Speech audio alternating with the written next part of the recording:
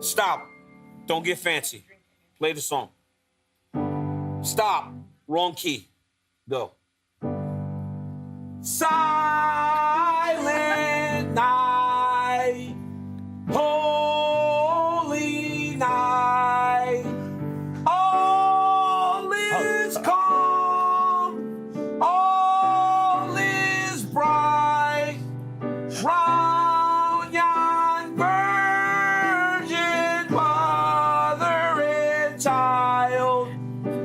Holy infant, so tender and mild.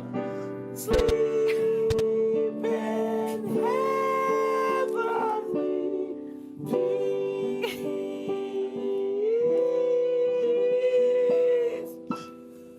Sleep in heavenly peace. Welcome to the Wayne Show, ladies and gentlemen. Let's go!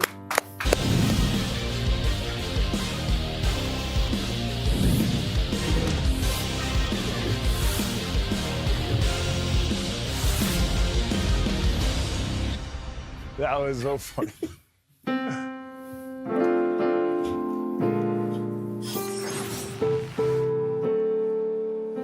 Good morning and happy holidays from sunny Las Vegas. The final pay-per-view of the year is upon us, and it is lit like a Christmas tree. God, I just feel like I heard nails on a chalkboard for 30 seconds. 13 ranked fighters, 2 title fights on the main card. No better way to wrap up 2025 and this ESPN era than what we are doing today. The UFC Morning Weigh-In Show presented by Stake.us, America's favorite social casino. Sign up today using the code WEIGH-IN. That is a live look at the weigh-in stage, and we hear that Merab Dvalishvili already ready to weigh in. And there is Fitzy getting us started. What a beautiful melody. What a beautiful hat. I mean, And the- Cowboy Fitzy is the Bow man. tie. He just started playing like 2 months ago. Dude, He's a phenom. Listen, yeah, he's a phenom. Look at him. He's good. We were locked in. I mean, I felt last year was good. We felt locked in today. Me Yeah. and Fitzy. Yeah. DC, that was good. That was good. Love that. Brought the guitar. Ooh. So I wrote a song about the weigh-in show and all the fun times you all have had. Oh, boy. Yep. This year. So that'll be later in the show. Can't wait. Ooh. I cannot I wait. just felt like at the start of the song, we were off because he was being a little fancy. No, Showing off. you were trying to embarrass him. is what Then happened. I put once we got locked in, It was good. It was good. Guys, we have an unbelievable card. When I say it's lit like a Christmas tree, I'm not exaggerating. 2 title fights. This is one of the best cards of the year. Easy, way to go out. We're absolutely going out with a bang. The depth on this card, like you said, is absolutely insane. And for Merab Dvalishvili to be going out there and making what I believe is potentially history that will not be broken ever is insane. He hasn't done it yet, but he could.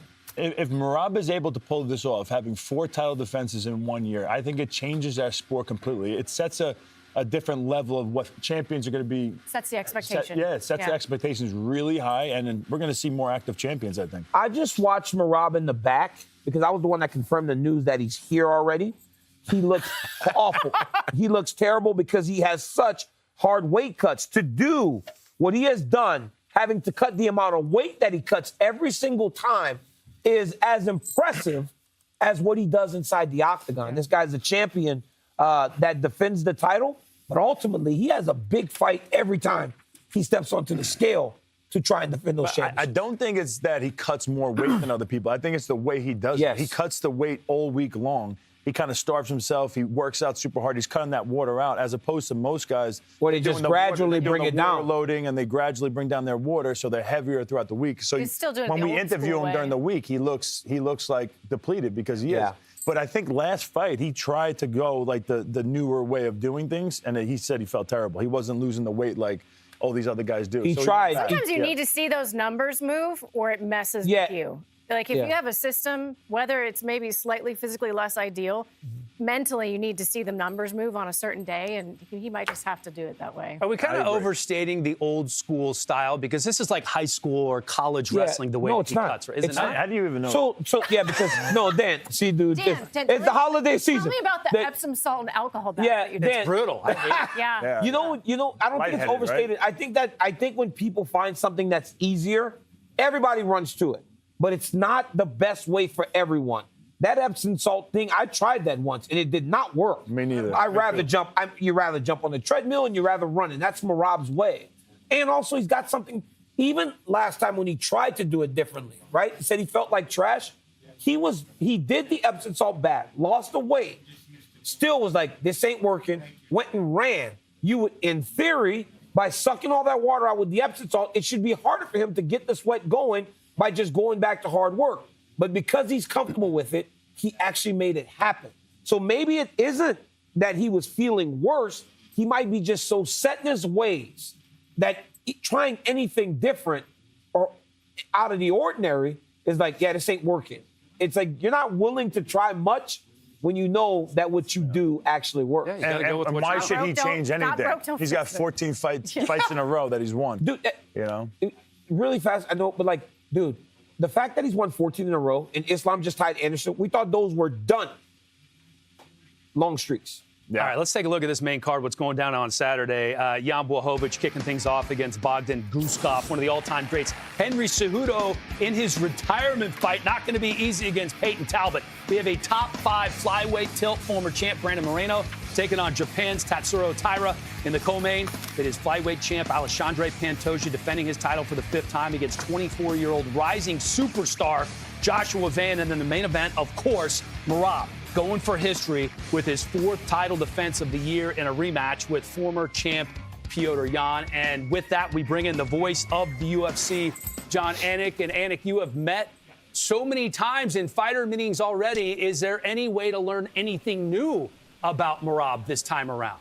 Hellcat, let's not bury the lead. Congratulations, Chase Helly, Tufts University, lacrosse. Let's go, Chase! Tufts University, Medford, Massachusetts. We're wearing the Tufts colors actually today. They actually got a campus in Somerville as well. Anyway, Merab Dvalishvili certainly is well documented the way he handles this weight cut. I would respectfully disagree, though, with what Chris Weidman said off the top of the show. This is no new expectation for future champions. This is never going to be done before, right? I don't know that he's biting off more than he can chew. No terrible pun intended, but I don't think you're ever going to see a champion successfully defend a belt 4 times in a calendar year, right? And, you know, part of the reason why I think Petr Yan might be a little bit live this weekend, yeah, it's some of the visuals behind me, but it's also just what Merab is trying to accomplish. He just fought Corey Sandhagen 7 weeks ago, took a fucking shower, and now he's getting back in the gym. Easier said than done, men and women. Well, what's changed for Petr Yan the most since the last time that they fought? Well, those 25 minutes, I would think, are of great value. And I think anybody who has watched what Merab Dvalishvili has done as a fellow bantamweight contender, you got to take a long, hard look at yourself and try to figure out a way to have every decision result in a better effort against that man. If you get a second shot, or if you do get a shot, trying to put yourself in the best position possible, cardiovascularly and otherwise. I thought Petr Yan actually did a lot of good things in that first fight, but you don't win by playing good defense. So I think he needs to take more risks. I think he has to be more offensive. I think he will be. I think the issue is just there's no opportunity to reset or get a breather because Merab's just coming at you full throttle from minute 1 to minute 25. All right, co-main event. It is the flyweight title on the line. Alexandre Pantoja defending his belt for a 5th time against 24-year-old Joshua Van, who, by the way, he's been as active as anybody in the sport, fighting for the 4th time this year. I don't get the sense that the moment is too big for him. What did you see in your fighter meeting? No, I think sometimes.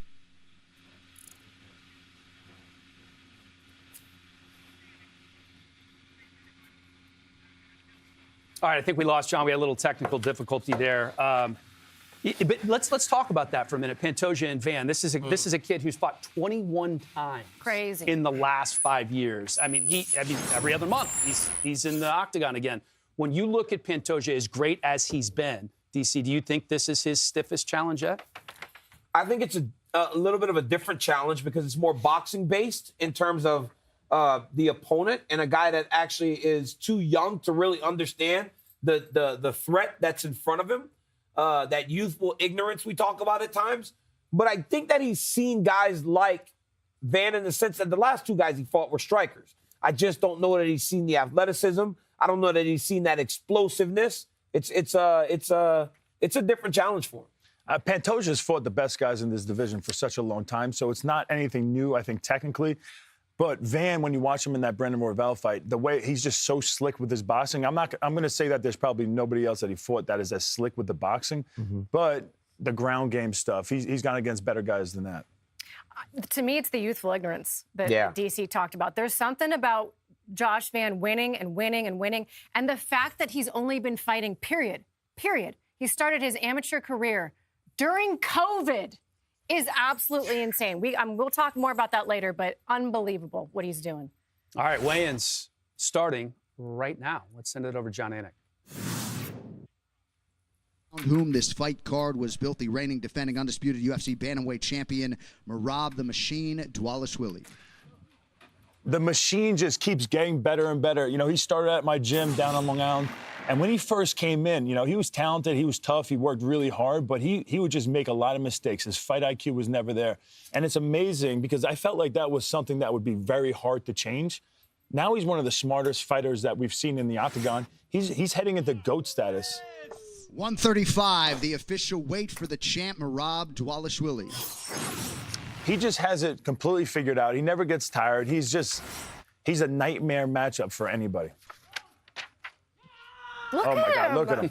Look at him. He's fired up because this is already a win for him. Yeah, that's the hardest part right there, John. They were counting down the minutes in the back. The undisputed flyweight king, the cannibal, Alexandre Pantoja. This guy Pantoja has just gotten better every time we step into the octagon. These last two title defenses, he looks as if he's unbeatable. And at this point, people are going to start considering 125, the official weight for the champion, Alexandre 125 for Pantoja. People are now starting to talk like, hey, is this the greatest flyweight of all time? We thought that we'd never speak in those terms like Demetrius Johnson. Competing in a middleweight prelim, Mansour Abdul Malik. Hey guys, it's Mansour Abdul Malik fighting out of Las Vegas, Nevada.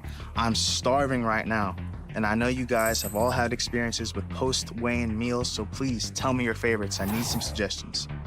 Let me tell you something about Mansour. He grew up in a family where he's going to be very disciplined. This dude is going crazy. I would go and try to get some sort of carbs, rice, because I love rice in Louisiana. But this dude right here is impressive. He came into the fighter meeting the other day, dressed to the nines. He's like, I'm a professional. He said he got that from his father. 10 children in their house. All right, next man to the scale, competing in a lightweight prelim on FX and ESPN2, Nazim Sadikov. All right, Nazim, man, he's another guy who trained on Long Island with us. He's one of these guys who came in and right away you're like, this kid is talented. He's very good, insane striking. DC just stole my list. This dude took my notes. No, I did not. Nazim Sadikov. It says Chris. Bro, I think he has the fight of the year. Bro, it says Chris White. Yeah, that's All a right, great next fighter to matchup. the scale, take it. same division, half of the featured prelim. Bro, I'm in the In middle the of lightweight division, Manuel Torres. Can you guys get it together, I please? know, for real. Sorry. Manuel Torres, guys, every single time I see his name on a card, I'm like, okay, I'm watching now. He has finished all 4 of his UFC wins in the first round. Let's hear the weight. 156, the 156. official weight for Manuel His contender Torres. series was a win in the first round, and this week he said, "Listen, people don't really know my full skill set because they really haven't seen much of my fighting." He wants to challenge Grant Dawson in the wrestling. All right, next fighter to the scale, competing live on pay-per-view, future UFC Hall of Famer and the former flyweight standard, now number 2 ranked contender, the assassin baby, Brandon Moreno. Look for Moreno to weigh 125 because he said, I want to make sure that if anything happens, I'm at championship weight so they can just move me in to the title fight. Because for Moreno, it's been difficult. 125, the official 125. weight It's been very for difficult for Brandon him getting Moreno. back to a title fight because Pantoja and him, they fought twice already. So he's got his eyes on challenging, but he's hopeful for a Joshua next Van fighter win to the because he thinks a scale, new champ competing will give in him a the shorter lightweight path to getting division, another the title UFC fight. legend Edson Jr. Barboza.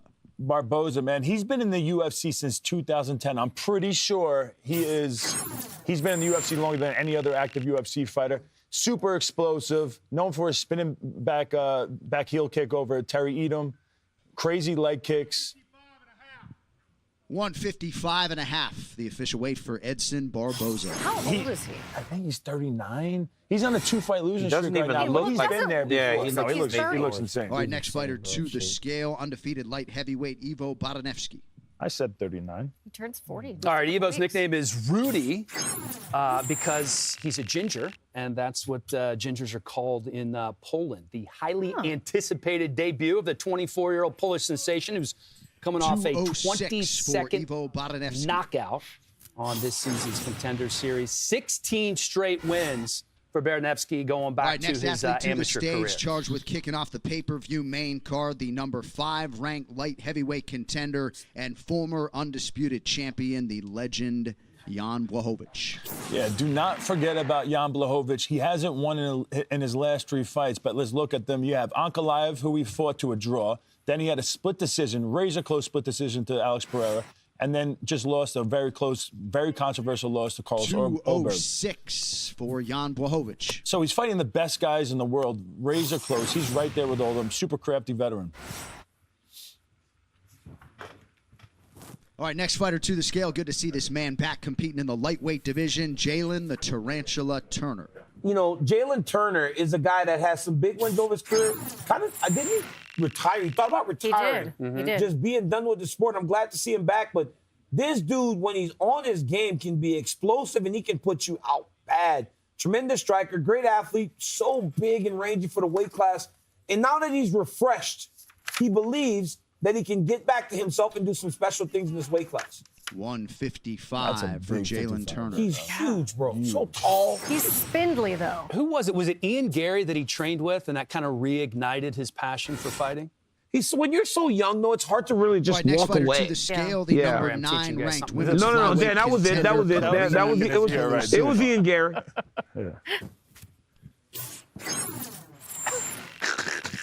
God.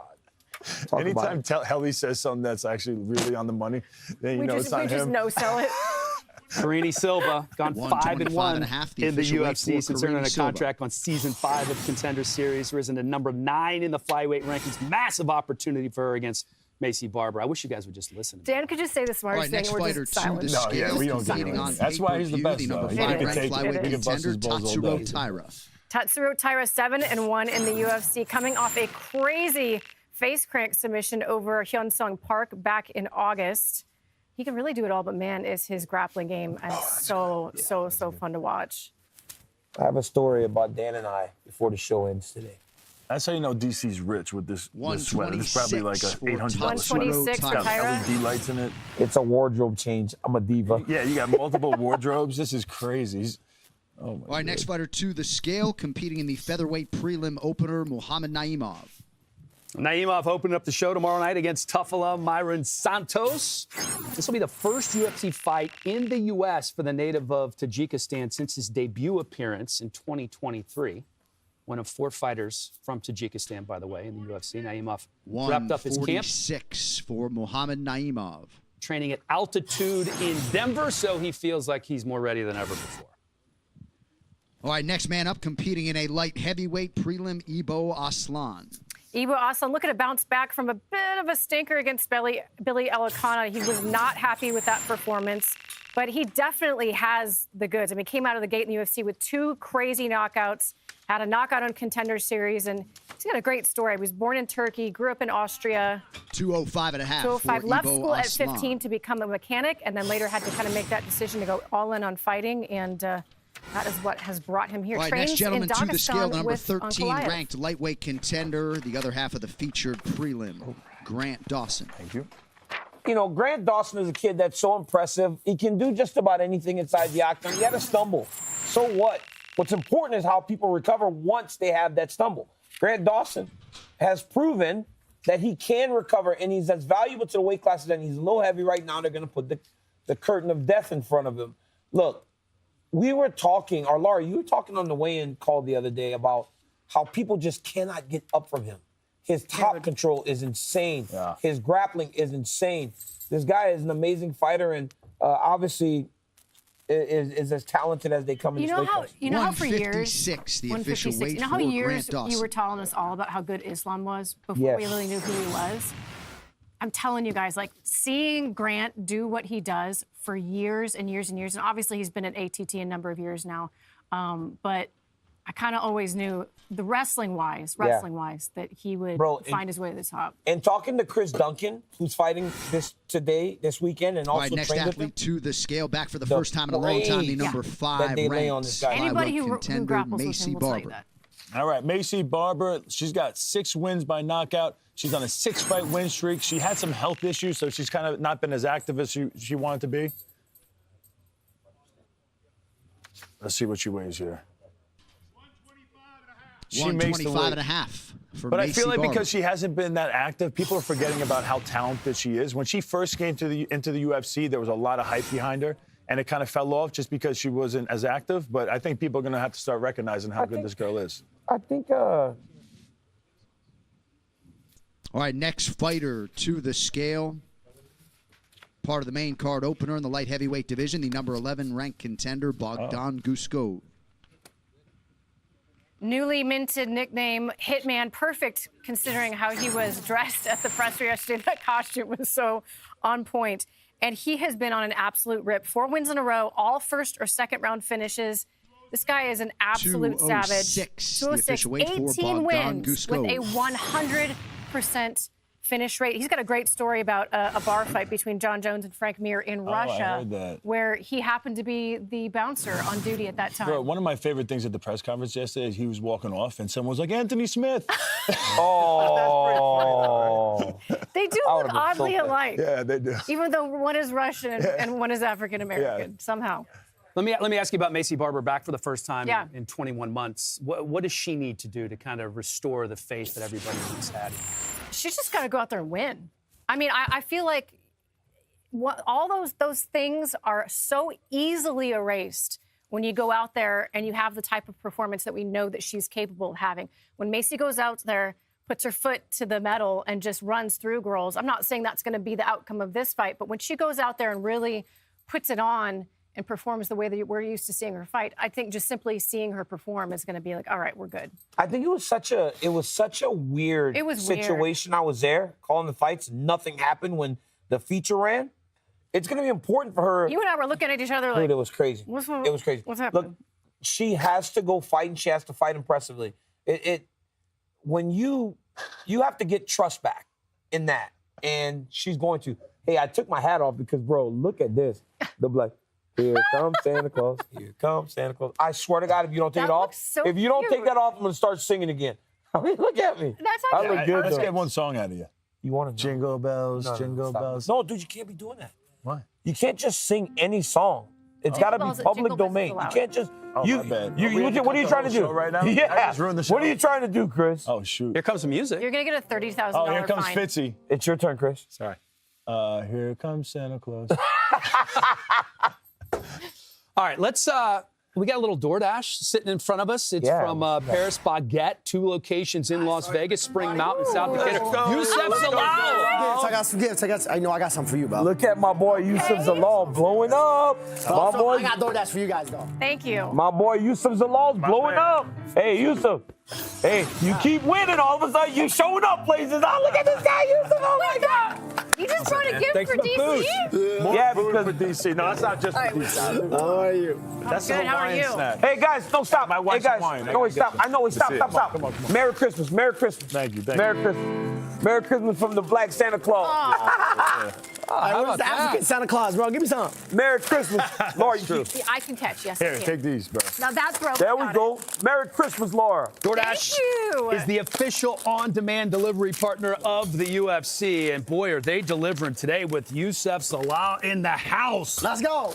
Oh, we love some DoorDash. Okay, what's Let's in go. here? Paris Baguette. What is Here that? we go. Oh, wow. Oh, While they're opening all the food, Oh, my gosh. I have to eating get this a now? thought from you Yes. on this main event, I'm so Merab hungry. and Piotr Jan. Chocolate croissants. Once again, I mean, what an open this absolute up. You animal! gotta share 4 that. times defending a title in 1 year for Merab. How do you think this one's going to go? I think so. You know what's crazy is we fought the same card October 4th. And I was like, okay, yeah, let me take my time. Let me try to get back February, January. And I was like, 2 weeks later, I see the news that he's fighting. And I said, hold on, he just fought 5 rounds, plus he does like 20 rounds before even a fight. So I'm pretty interested because he's going to have a lot of confidence. Obviously, he fought Peter Yan before, so it's going to be really interesting to see how he does with him. But I think Merab gets it done. I really do believe so. Just the confidence and the momentum is too much right now, Yeah, I think. What could Peter Yan, you feel like, do different? Hey, man, share some love, man. What's going on over here, man? I got you. Don't come to me because We're not fighting right now, bro. A single You know? thing anyone said. This is so good. That You know is what's insane. crazy? Petr Yan actually he defended 38 takedowns the first time. So people can't point to just he needs to work on his takedown defense. Yeah. What can he do to change the result? Yeah, thanks for taking Mike. But That's what I just said. don't forget those 38 takedowns were not a really hard takedowns like Merab. Like if we go into wrestling, those are like kind of like is this a tester, you know? He was like freezing. Hit the hips, but he hit the was hips, hit the freezing. hips, hit the hips. He's kind of getting a reaction. He wants to get a reaction. But so what do you say to this then? Petr Yan got taken down 11 times, but to take him down 11 times, he got up 10. Every time he got taken down, he got back to his feet. Oh, it gives you so much confidence going in. So I think whoever takes control over their confidence and like take momentum of that confidence, I think wins this fight. Do you think Peter Yan has to knock out Merab in order to win? Or you think he could win a decision? I feel like Peter Yan he's been in the game for so long that he can win a 5 round. I'm not worried about 5 rounds. But obviously, if you want to play the odds game, it's pretty hard to win a 5 round against Merab. Yeah. It seems hard to beat Merab over 25 minutes. Because even if you're defending the takedown, you still have to move backwards. You know, you're flinching nonstop. A lot of it's perception. The way Merab actually makes you constantly defend, it doesn't look like you're getting any offense off. When in reality, Petr was scoring, but the whole time he's backing up. How does he keep the center when Merab is so intent on always going forward? And by nature, Peter's a counter striker. Does he have to be the one that leads? Leads, but also I think a lot more footwork. When he fought him before, he was going backwards. Those guys are the worst guys to fight. It's like Islam, Khabib, all those guys. You do not want to fight in the same straight line. You know what I mean? Yeah. So I think if he can get his footwork together and like really start moving, I call him my Pikachu, bro. Get your Pikachu going or something. You know, like keep moving and stuff like that. Then you'll like actually have a better chance, I think, and give him a harder time. That's what I think. All right, well, obviously Merab's activity level probably better than anybody else in the UFC, Oh, right? 100%. There's a reason they call him the machine. Let's One ranked contender, Yeah. Burmese Josh Van going to American weigh in right now. Joshua Van. Joshua Van You talk about literally confidence. just turned 24. Literally just turned 24 a couple of weeks ago. And he has gone, And he's making me look wait for old. the weight. Yeah, you look at him at the press conference, bro, he's so confident. I asked 124 and a half. The official weight for the number 1 0 to contender, Joshua 105 Van. years. The kid didn't even wrestle. UFC flyweight Anything. championship. when he started, he goes, I've been wrestling for 6 months. I said, well, if you've been only wrestling for 6 months, imagine what's going to happen in 2 years. I know. And now look at him. He's a But freak. Joshua Van has been smiling so much all week. Yeah. I said to him, what do you know that we don't? Like, what did you see in this build while getting ready for Pantoja that we're missing for you to have this level of confidence going into this fight? It looks like he has no pressure on him, but I just wonder if when you're walking to that octagon, it hits you, holy shit, He's this got moment like that I'm in. a cockiness. Yeah. But it's, I mean, you're not mad about it when you see it. It's a You're right. comfortable It's like- confidence. it's a likable but confidence. It's a likable But it's a belief. confidence. Yeah. It's what we said earlier, right? That ignorance, that youthful ignorance, not knowing that, dude, you're in there with one of the greatest flyweights of all time. You're so young that you just believe that you're going to win. And if he does, only John Jones will have won the championship at a younger age than Josh Van. This is different for him. He has never experienced this. He's never fought 5 rounds in the UFC. I was talking to Weidman last night about this. I said, what is that first title fight Yeah, I like? was just gonna say. You fought Anderson Silva. You had like 9 fights under your belt, right? Right? Hey, man, he's salty a little bit, though. He's salty, bro. What happened? You better show him some love. What did I say? What did I say? Yeah, You see, and I looked at each other like, Wait, so you guys hung out last yeah, night? yeah, y'all like that, bro. Damn, he turned into an ex-girlfriend right now. So you got to be careful because what he tries to do is he tries to kiss Toxic. you. He's toxic. Yeah, it's weird. He actually Like the other night, he kissed him tries today to already. kiss you. Hey, finish your thought, Helen. You actually had something really good. No, this was a really poignant conversation. I thought this was fascinating. I said, what was going through your head when you're sitting in the hotel room knowing you're going to fight the greatest of all time? And how are you able to convince yourself that this is just another fight when you know damn well it's not just another fight? I'll get to you in a moment. But your point was Oh, because he won, right? just lay out. Because he won, right? You want to go to him first? No, the point of what he was saying is I was crapping in my pants that day. There's not one fight I've ever had. And I was super confident all week long. But that day in the hotel room, I was like panicking. I started Against panicking. Anderson? Oh, against Anderson. The worst I've ever had. Because you've seen all the knockouts and like, I am confident. I tell me worked about it, really brother. hard. And then you just start playing bad things in your head. And then you try to fight those thoughts out. It was just a nightmare. You want to take a nap. I want to hear your story in a minute too, but we got to get to the top 3 fighters to get better as the fight goes along. So we'll start with Weidman again. All right. My list might pop up or it won't, but either way, I got Merab number 1. I'm pretty sure everyone here is going to have Merab number 1. Number 2, I got Max Holloway. He's throwing over you stole my 400. guy, bro. He's That's got my over guy. 400 punches in a 25-minute fight. The guy is the first volume striker that we really seen that just got better as the fight goes on. And then Volkanovski, because he outstruck and outvolumed Holloway in their trilogy fight. Yeah. I think Merab's number 1 for sure. Honestly, I think Petr Yan gets better as the fight goes on. He does. Petr Yan is like, we were talking about him like he was a computer when he was the champ. Like, he would get, by the time he got done with Aldo, it was like they weren't even in the same league. And honestly, Dricus actually starts to fight, and it looks like he's winging punches, missing, You can't threw touch Dricus nobody. in there? Yes, and then by the end of the Which fight, is crazy he's because people used to be like, oh, his cardio sucks because he was like. he actually gets better. Yeah. It's like he couldn't hit Izzy in round 1. But by round 3, he's dropping him and submitting. And Whitaker, all of a sudden, Whitaker got great. All of a sudden, he's gassing out. Yeah, it's like, and what this is guy's going just on? marching It's across. like Dricus Duplessis. It's like the awkward style. Yeah, the awkward style. You're, like, it you're makes never you going to be panic. done with. Yeah. I'm very similar to Chris. Of course, I have Merab number 1. I've got Max at number 2. I mean, I can't get that Calvin Kattar fight out of my mind. Absolutely crazy what he did to him in that 5th round. Turned it up even more. And then for me, Pantoja gets better, not just as the fight goes longer, but as it gets a little mucky. Like when he gets put in a bad spot, when he's in like the mud and the muck of the fight, that's where he shines. Yeah. That's beautiful. All right, I think they're forgetting one guy. I got Max Holloway as well because Max Holloway kind of goes in. You know who else we really, I think, kind of goes in is John Jones. Think about it. Yeah, he goes in. He goes in. And I think I've seen the stats about Petr Yan. Did you just point at DC when you said that? No, he didn't. That's my boy right there. Don't try to build no gap between us. That's my guy right now. No, he wouldn't do that. Yeah, we were called Invisalign. Keep the gap close, brother. You know what I'm saying? No, but John Jones and Petr Yan, I think he said he only won like 1 first round.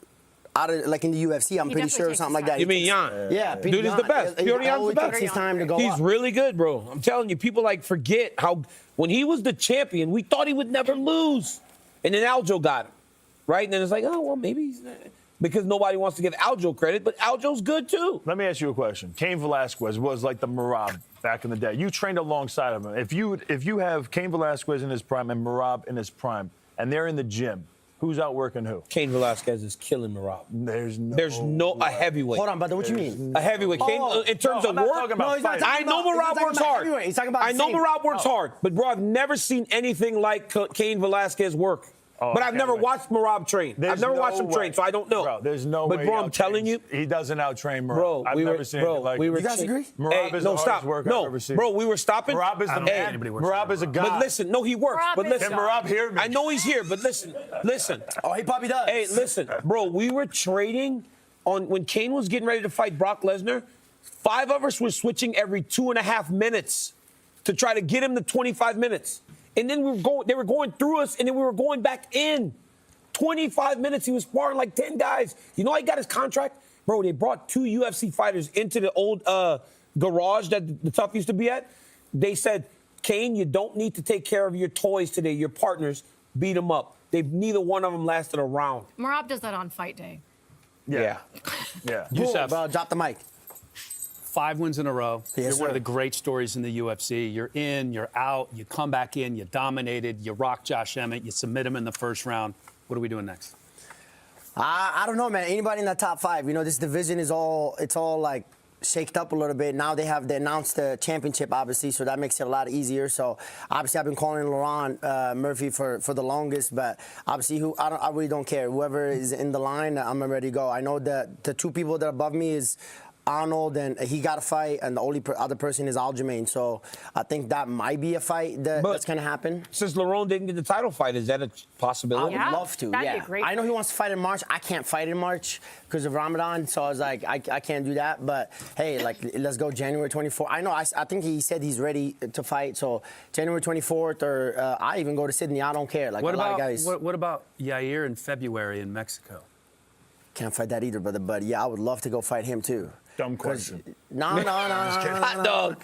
So Ramadan is, I think, is around like February 17th all the way to like March 17th or so. But those all the matchup that I thought of, right? It's Yair, Laurent, and it was going to be Arnold, but Arnold got a fight, and then Aljamain. That's the only three guys. And what do you guys think about those three matches? It was a good I fight. want to see Laurent. You want to see Laurent? Okay. That would be a great fight. Well, Aljo might be on the set right now. We could do a face-off and everything, get you guys amped up. Aljo weighs like 190 pounds right now.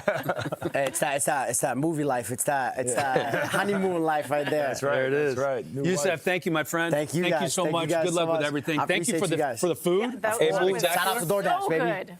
My man. Oh my Good seeing gosh. you, brother. Hey, man, I I like wanna this see- cut, by the way. I Let's don't know go if I could pull that off. Yeah, you know, I you like it with the that. hat too, bro. They thought, you know, I still got a clean cut, you know what I'm saying? But, you know, Looking fresh, now we're looking man. fresh. Yeah, look at that. He got money now. He got money now. He got money now. While Yusef's looking at I'm still himself trying on to catch camera. up to him, though. I'm still trying to catch up to him, Yeah, though. Good luck, It's going to be a while. Hey, chill out, bro. Chill out. Thank I know you, get Yusef. old, bro. Chill out. You- Don't get me, Yusuf.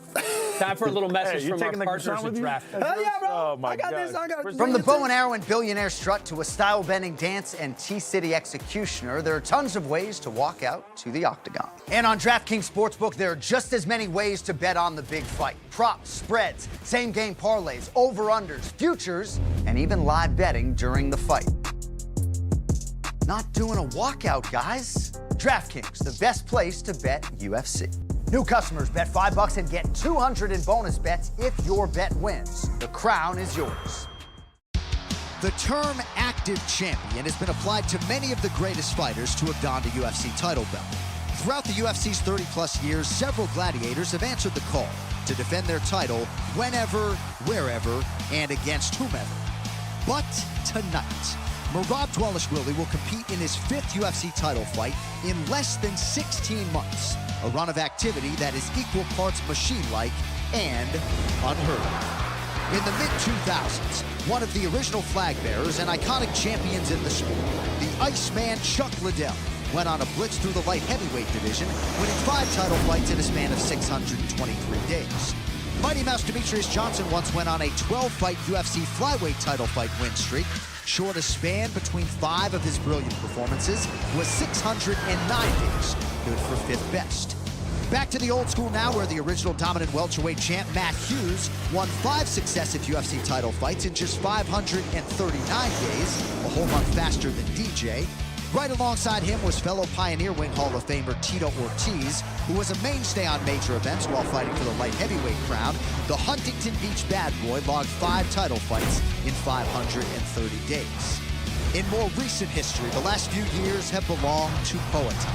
Alex Pineda headlined 5 of a possible 14 numbered events, including one at Madison Square Garden, International Fight Week, and the massive UFC 300 live event. A hugely impressive feat on its own, but even more amazing when done in 482 days.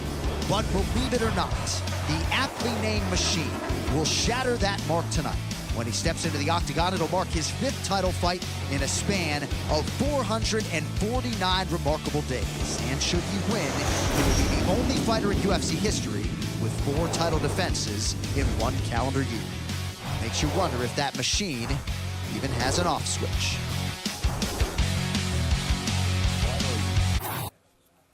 All right, next fighter to weigh in this morning, competing in the middleweight division, Bruno Ferreira. The Hulk coming in, having won 4 of his last 5, most recently 2 straight armbar finishes over Jackson McVeigh and Armin Petrosyan, and now attempting to jump into the middleweight rankings if he can get a win over 14th-ranked Marvin Vettori. Coming in with a 100% finish rate as a pro, with 11 of those finishes coming in the first round. This looks to be taking a minute here. Yeah. 189 Ooh. for Bruno Ferreira. 3 pounds the over. middleweight limit. He's got an hour to go. That's going to be tough. That's a big miss. Or less than an hour. Who remembers the All right, rules next on fighter that? to weigh in this morning, competing on the pay-per-view main card in the bantamweight division, Reno, Nevada's finest, Peyton Talbot. Yeah, Peyton Talbot, this young man had a lot of hype on him coming off the Contender Series. Fought very well early, lost that one fight, but when he came back, the jumps that he made in this takedown defense from that fight to the last fight, unbelievable. If he continues to advance and improve in the way that he has done or showed between those 2 fights, the sky's the limit for this kid. 136. 136. He's got a ton of. His striking's great, unbelievable athlete, but his ability to learn, I was so impressed with that when we watched him fight in his last octagon appearance. This morning, competing in a lightweight prelim, live on FX and ESPN2. Fares Ziam. Fares Ziam, Smile Killer, has been in really good form lately, winning 5 in a row, including 2 fights ago when he knocked the heck out of Matt Frivola with an insane knee. 156, the official weight has for really Fares rounded out his Ziam. game. Got a great win over Mike Davis last time out. The UFC Morning Weigh-In Show presented by Stake.us, America's favorite social casino. Sign up today using the code WEIGHIN. Easy as that. And the champ is here. Merab Dvalishvili, kind enough to join us here on set. You're looking good. You're feeling good. You're making noise after you made weight.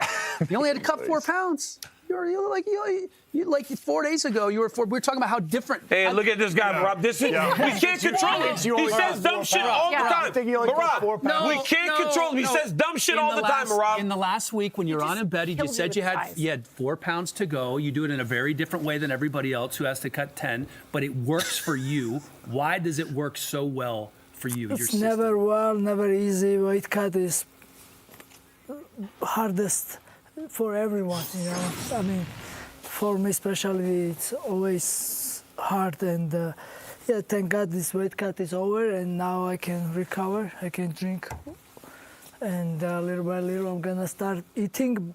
Hard part is over. Now I'm back to real life, Merab, you've been evolving every single one of your fights. You look better and better. Don't feel bad for him. Don't feel bad for him. He knows what I meant. He knows he could take a beat down.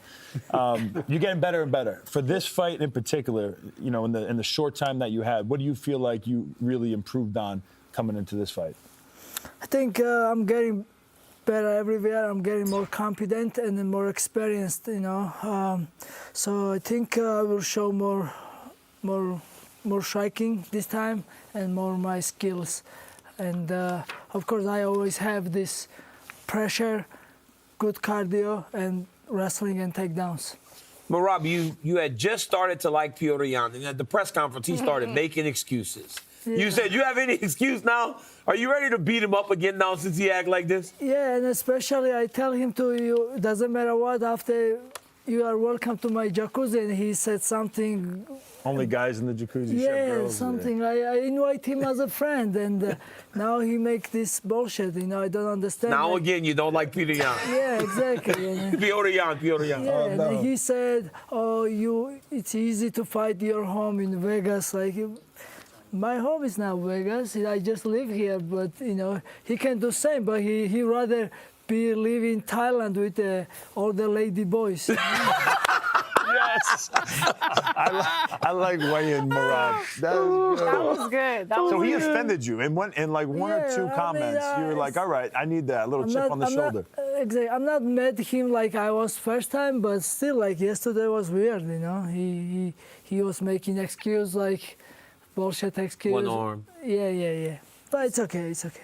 You are all over the history book at this point, and you're trying to make another big statement in that history book. But what really stuck out to me when I was watching Countdown and Embedded, the new house, the beautiful land, the car, have you had an ability to take a moment and sit back and look at the life that you have built for yourself, beyond the titles, beyond all the fights, just the life that you have created? Yeah, this is crazy. I will never imagine to come this part, how far I came, but even I achieve everything, I still never really sit and enjoy everything. I'm still going, and I'm still this young guy who wants to do my best, you know.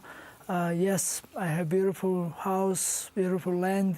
Soon I will have animals too, but I still not stopping working to getting better and better. Because This is in Georgia? No, it's here. Hang on. It's Wait, the big thing is, are you going to have a jacuzzi there? Absolutely. I will have a 14-feet jacuzzi swimming. You can swim there too, like, you know. Really? It comes Full to of you. women. And then women's, yeah, of course. Always. I just needed an invite. Yeah, there is. Well, will you invite men and women or just Men and women Men are and welcome. like women, Piotr but Janse only? But he's crazy because he I don't know. I have invited him as a friend, and I thought he has a wife and beautiful family. And if he wants a woman, that's no problem. We are living in beautiful Vegas. The woman is never issue here, you know. Yeah. But I don't want to go in Thailand with the risk with the lady boys. You know? No. That's why I never been there. You know. No. You've never been to I've Thailand? never been Yeah, in he Thailand. refused. You were going to do the show that he was going to do, but you didn't want to see the lady boys. I'm afraid to maybe I don't want to like. Accidentally. Like DC has this look on his face, like I didn't know they were ladyboys. No, you're bugging, dude. Chill. Merab, your life has changed, but you haven't changed, Yeah. right? It's the same Merab. Yeah. Why is defending the title 4 times in 1 year so important to you? I love fighting, and now I'm a UFC champion, and I can be busy. And I ask UFC to please keep me busy. They keep me busy, and I'm taking every opportunity, and I want to be busy. And now I'm going to finish this four times fight in this year, and I can enjoy Christmas and New Year, and I can come back early next year and then try to do same again. One of the most impressive feats in UFC history. Congratulations. Thanks for joining us. And you know what I meant. You know what I meant by the Yeah. cutting away. I know that you had to cut a lot but- more. These guys like to try to make You me look belittled good, them. Merab. I don't need any more help. No, weight cut is never easy. You know, please, this is hardest. You know, fight is, I can fight every other week, but weight cut is worst. Yeah. So it's, then don't tell me, you got this easy, because Yeah. never easy. Yeah. Very good. Thank you, champ. Thanks. We appreciate the time. Thank you. Thank you. Good seeing you, Merab, always. That's it. All right, next brother, good athlete luck. to the stage, competing on the Everybody. pay-per-view main card, the number 10 ranked luck, champ. You're the bantamweight man. contender, former 2-division UFC champion and future Hall of Famer, Triple C, Henry Cejudo. Triple C, I think arguably he has had more success and accomplished more than any combat sports athlete ever. A 2008 Olympic champion, a 2-time UFC champion, flyweight division, bantamweight champion.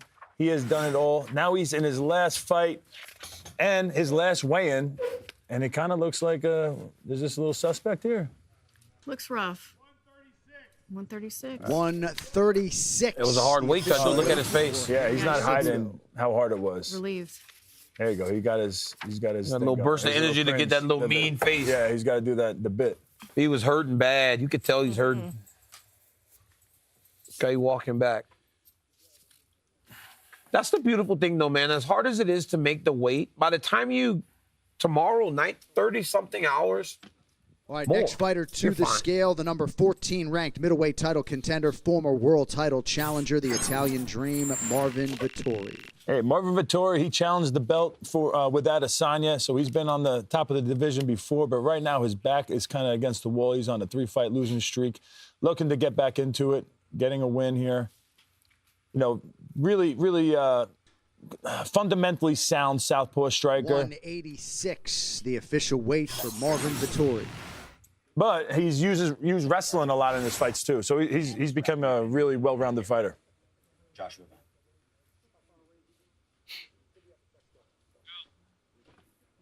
All right, next fighter to the scale, competing in a middleweight prelim, Antonio Truccoli. This is a first fight for Truccoli since 2024. He's taken some time off, guys, to be a professional poker player. over the summer. That's entered crazy. the World Series of Poker. More than 16,000 entrants. It was a $500 entry fee. 186, the official weight for Antonio Truncoli. He finished sixth, winning $122,000. So good reason to stay away from fighting. He's fearless, man. You remember that debut against Sharmagomedov in Saudi Arabia on just a few days' notice back in 2024. So going to be interesting to see what he can get done. My dad would have That's a so heart hard. attack if I'm like, oh, I'm going to be a fighter and poker player is my career. Yeah, no risk. Yeah, What? that No is, risk. yeah. Hey, you go That's out there and not- win $100,000, it makes it a little easier to And your swallow for the face folks. pops. Yeah, Yeah. exactly. All right, best year that a champion has ever had. Merab certainly seems to be on pace for that if he can do something that nobody else has done before. So let's talk. Let's make our list here, RJ, and start with you. How about this? I'm going to go a little different because I like to make my mark around here. Hoist Gracie's 1994. So he won the title, won the tournament in 93. And then he won UFC 2 and 4. So he went 8-0 in that time, beat Chemo, beat Pat Smith, and he did it all in his pajamas. So That's then, impressive. so then Merab isn't the first champion to have all those, what you're trying to act like, because Hoist Gracie did it, right? No, he won 2 tournaments in a Okay. calendar year. Merab's going to win Okay. 4 title fights in a calendar year. Yeah. And defend his belt 4 times. And defend his belt 4 times. Potentially, yes. Yes. For Great me, pick, huh? That was different. I like it. Throwback to Hoist. I you like could it. look. It's okay. It's okay. My camera's rolling, but Helly He was a I'll wait tournament for you guys to champion. Helly finish was on the talking. same page with you. I thought you might have stole his page. For me, it is John Jones in 2011. Not only did he become the youngest champion, but he knocked out Shogun Rua to do it, which was insane at the time. Submitted Rampage, a former champion, in September, and then submitted Machida, another former defending champion, in December. That, to me, until Merab, when and if he does what he does this weekend, it's John Jones 2011. Yeah. That doesn't even count the Ryan Bader win that year, too. I know, because he wasn't Right, champion he was a yet. champ, But but he that's could. It would all have been 4. All right. You want to know what year? Yours. Yeah. Did you do it? tell Oh, by the no, hands. you I did mean, not. guys, come on. 3 title defenses. Finish in just January. Become the heavyweight champion in July. Defend the heavyweight championship in November or something. Knockout, submission. That's the greatest year until Merab breaks it. Because not only did I defend the belt 3 times, I did it in 2 weight classes. Where's the mic drop? It's nice how Merab hasn't changed. I did. What did you say, Didn't 50? change at all. I said, I'm giving you your props. I'm just saying, factual correction. You defended the light heavyweight in January, then you won the new one, then you defended that one. 2 title defenses, 2 double champion. So I guess there was no. I guess he's right. I guess he's right. That year sucked Remember for you. those names too. I think it's important. All right, so I'm going Merab regardless. He's trying to defend his belt for the 4th time. Corey Sandhagen, Sean. Okay, we got Peter Yan up. Hey, Piotr Yan, I got to tell you, man, the fact that this guy gets overlooked, I thought he did pretty good at the Hard Rock a few years ago when he fought. It was the Hard Rock at the time, now the Virgin. 135, the official weight for Piotr Or maybe it was Yan. already With the Virgin. that, your main event Probably. for UFC So it was the Virgin, but did you say it was a 323 close fight? is now It was official. relatively close. He defended takedowns the whole time. And if you want to really dig into why Merab shot so much, he was very concerned to About the strike with feet, him. yes. Yep. He wasn't willing to strike, so all he did was wrestle. And that in itself, knowing that that was what Merab did to make sure Piotr Yan could not fight his fight, to defend as many takedowns as he did, to be in there the whole time, to get up as many times as he did. He's not as far behind him as people are trying to make it seem. It was competitive-ish, Yeah. for sure. And if he had been able to switch from defense to offense, That's the problem. He could never just get couldn't- going. he I don't couldn't even get know his how gear it was possible when you look at that fight. But he just know the kept number. shooting. I though. know, but How do you have to Merab defend the attempted takedown? 49 takedowns. Yep, But he just kept defended shooting. 38. And he defended 38. He defended a lot. But he 6 just minutes kept, of ground control But he time, just yeah. kept shooting. knows. And if you look at the 11 takedowns he secured, what did he have? 4 minutes of ground Not control? much. 6.5. 6 something minutes. like that, yeah. That's nothing. He Yeah. was getting back to his feet a lot of the time. You said competitive-ish. yeah. Yes. I mean, the ish is like, it was competitive-ish. Well, 'cause it's I'm hard saying to- like I think it was 50 to 45. Yeah, I think it was that's one what of his I most mean. dominating But again- wins without a finish. there was enough meat on the bone with what Piotr Yan It was did to be yes. compelling toward this fight. It was dominant because he kept taking him down and grappling with him. It didn't look like Piotr Yan did not belong in there with him at No, all. no. Now, you see 50-45s, and you go, well, that guy's just way better. Smash. Not in that one. If possible, Chris actually never gave his list because you guys. Okay. Guys, Well, because the former champ. This is one thing that I think Merab has over every other champion is that he's fighting all the guys he's fighting. All these contenders are in the prime of their careers. All of them are young. All of them are super hungry. Sometimes we see champions fight some older veterans that are, got big names and stuff. With Merab, you got Sean O'Malley, Corey Sandhagen, and Umar Nurmagomedov. Those three names. Now you throw Piotr Jan's name in there. I don't think you could argue it. Okay, so I would love to say I love that. I do love that. They're very dangerous. But if you're playing devil's advocate, right, you go, well, these are great fights, great names, but stylistically they all seem to be exactly what Merab needs because they're strikers. And Merab needs strikers. They're strikers. Even Umar's a striker. He just has to wrestle. He learned to wrestle now. But O'Malley's a striker. O'Malley's a striker. O'Malley is. Sandhagen's a striker. Also a jiu-jitsu expert. Piotr Jan's a striker. They're all strikers, so they would seem to have good styles for him. Now, I'm not trying to say what he's done isn't impressive, but I'm saying Umar's the hard fight. And that, to me, was his best title defense. I think in that division, they all are amazing strikers, but they're all amazing on the ground. But the fight starts standing, so you see their striking. Dude, Merab is... They're all very good on the ground, The way that you make your points, it almost makes you almost go in a position of Merab. Merab's awesome. He's the best. He's the nicest guy in the world. He fights his ass off. He's good as anybody. But if we're being honest, you watch Islam fight Jack Della Maddalena, and the way the fight went, most times it's going to go that way because of the style. You can only fight who's in front of you. How many real wrestlers are there? Song Yadong, Mario Batista. There's not that many. There aren't that many wrestlers. That's what I'm saying. There aren't. And that's why it's a good time. That's why it's a good time for him to keep fighting. He should keep fighting. So you think there's someone that's out there that could take him down and then control him? You're saying that's the recipe to beat Merab. I think the only these guys are stopping his takedowns, bro. He stopped 39 takedowns. No, I think the only way to beat Merab to damage him. First off, you're either gonna have to knock him out. Yeah. Sprint to 15 minutes. Say I'm in a 5-round fight, but I need to win the first 3 because it's gonna be very hard to beat him in round 4 and 5. Or you need to take him down and control him. When have we seen Merab get taken down in control? You got to put him on the ground. Make him wrestle defensively. And I think that's what people are missing. It's like they're all so worried about his takedowns. How about you take him? Henry never took him down. Imagine if Henry was able to get him down and hold him. That's where the person that's going to beat Merab is going to be able to be. That Merab would say stuff like, Aljo, he killed me. Aljo, he killed me. What's Aljo good at? He's also very humble. But what is Aljo good at, though? Taking the back and body triangles. Probably holding him down. I agree with you. If you had a guy like a Pantoja or an Aljo or somebody like that who could take his back and slow the pace down for a round. And let the time run. The time is running. Now it's harder to have them put the pressure on and break you. That would be the way to win. That's why when they asked earlier, they said, when you asked Yusuf, can he win a decision? It's like Umar was up 2 rounds and a half. And then by the second half of the second round, Merab just went. Which is why you say a 3-round sprint. You got to sprint for 15 minutes to try to beat him because he's going to be. Because then by 4 and 5, it just looked like Merab was going to win the fight against Umar. I do have an update here. Bruno Ferreira, who is 3 pounds heavy, will not cut any more weight. The fight with Marvin Vettori will go on. Ferreira going to be fined 20% of his purse. That's the last fight in the early prelims. And I think we have some more next weigh-ins fighter to get to the scale competing in a lightweight preliminary bout, Terrence McKinney. Terrence McKinney, man, I mean, he has a stat that I don't know that we'll ever see. 9 of his 11 UFC fights have ended in the first round.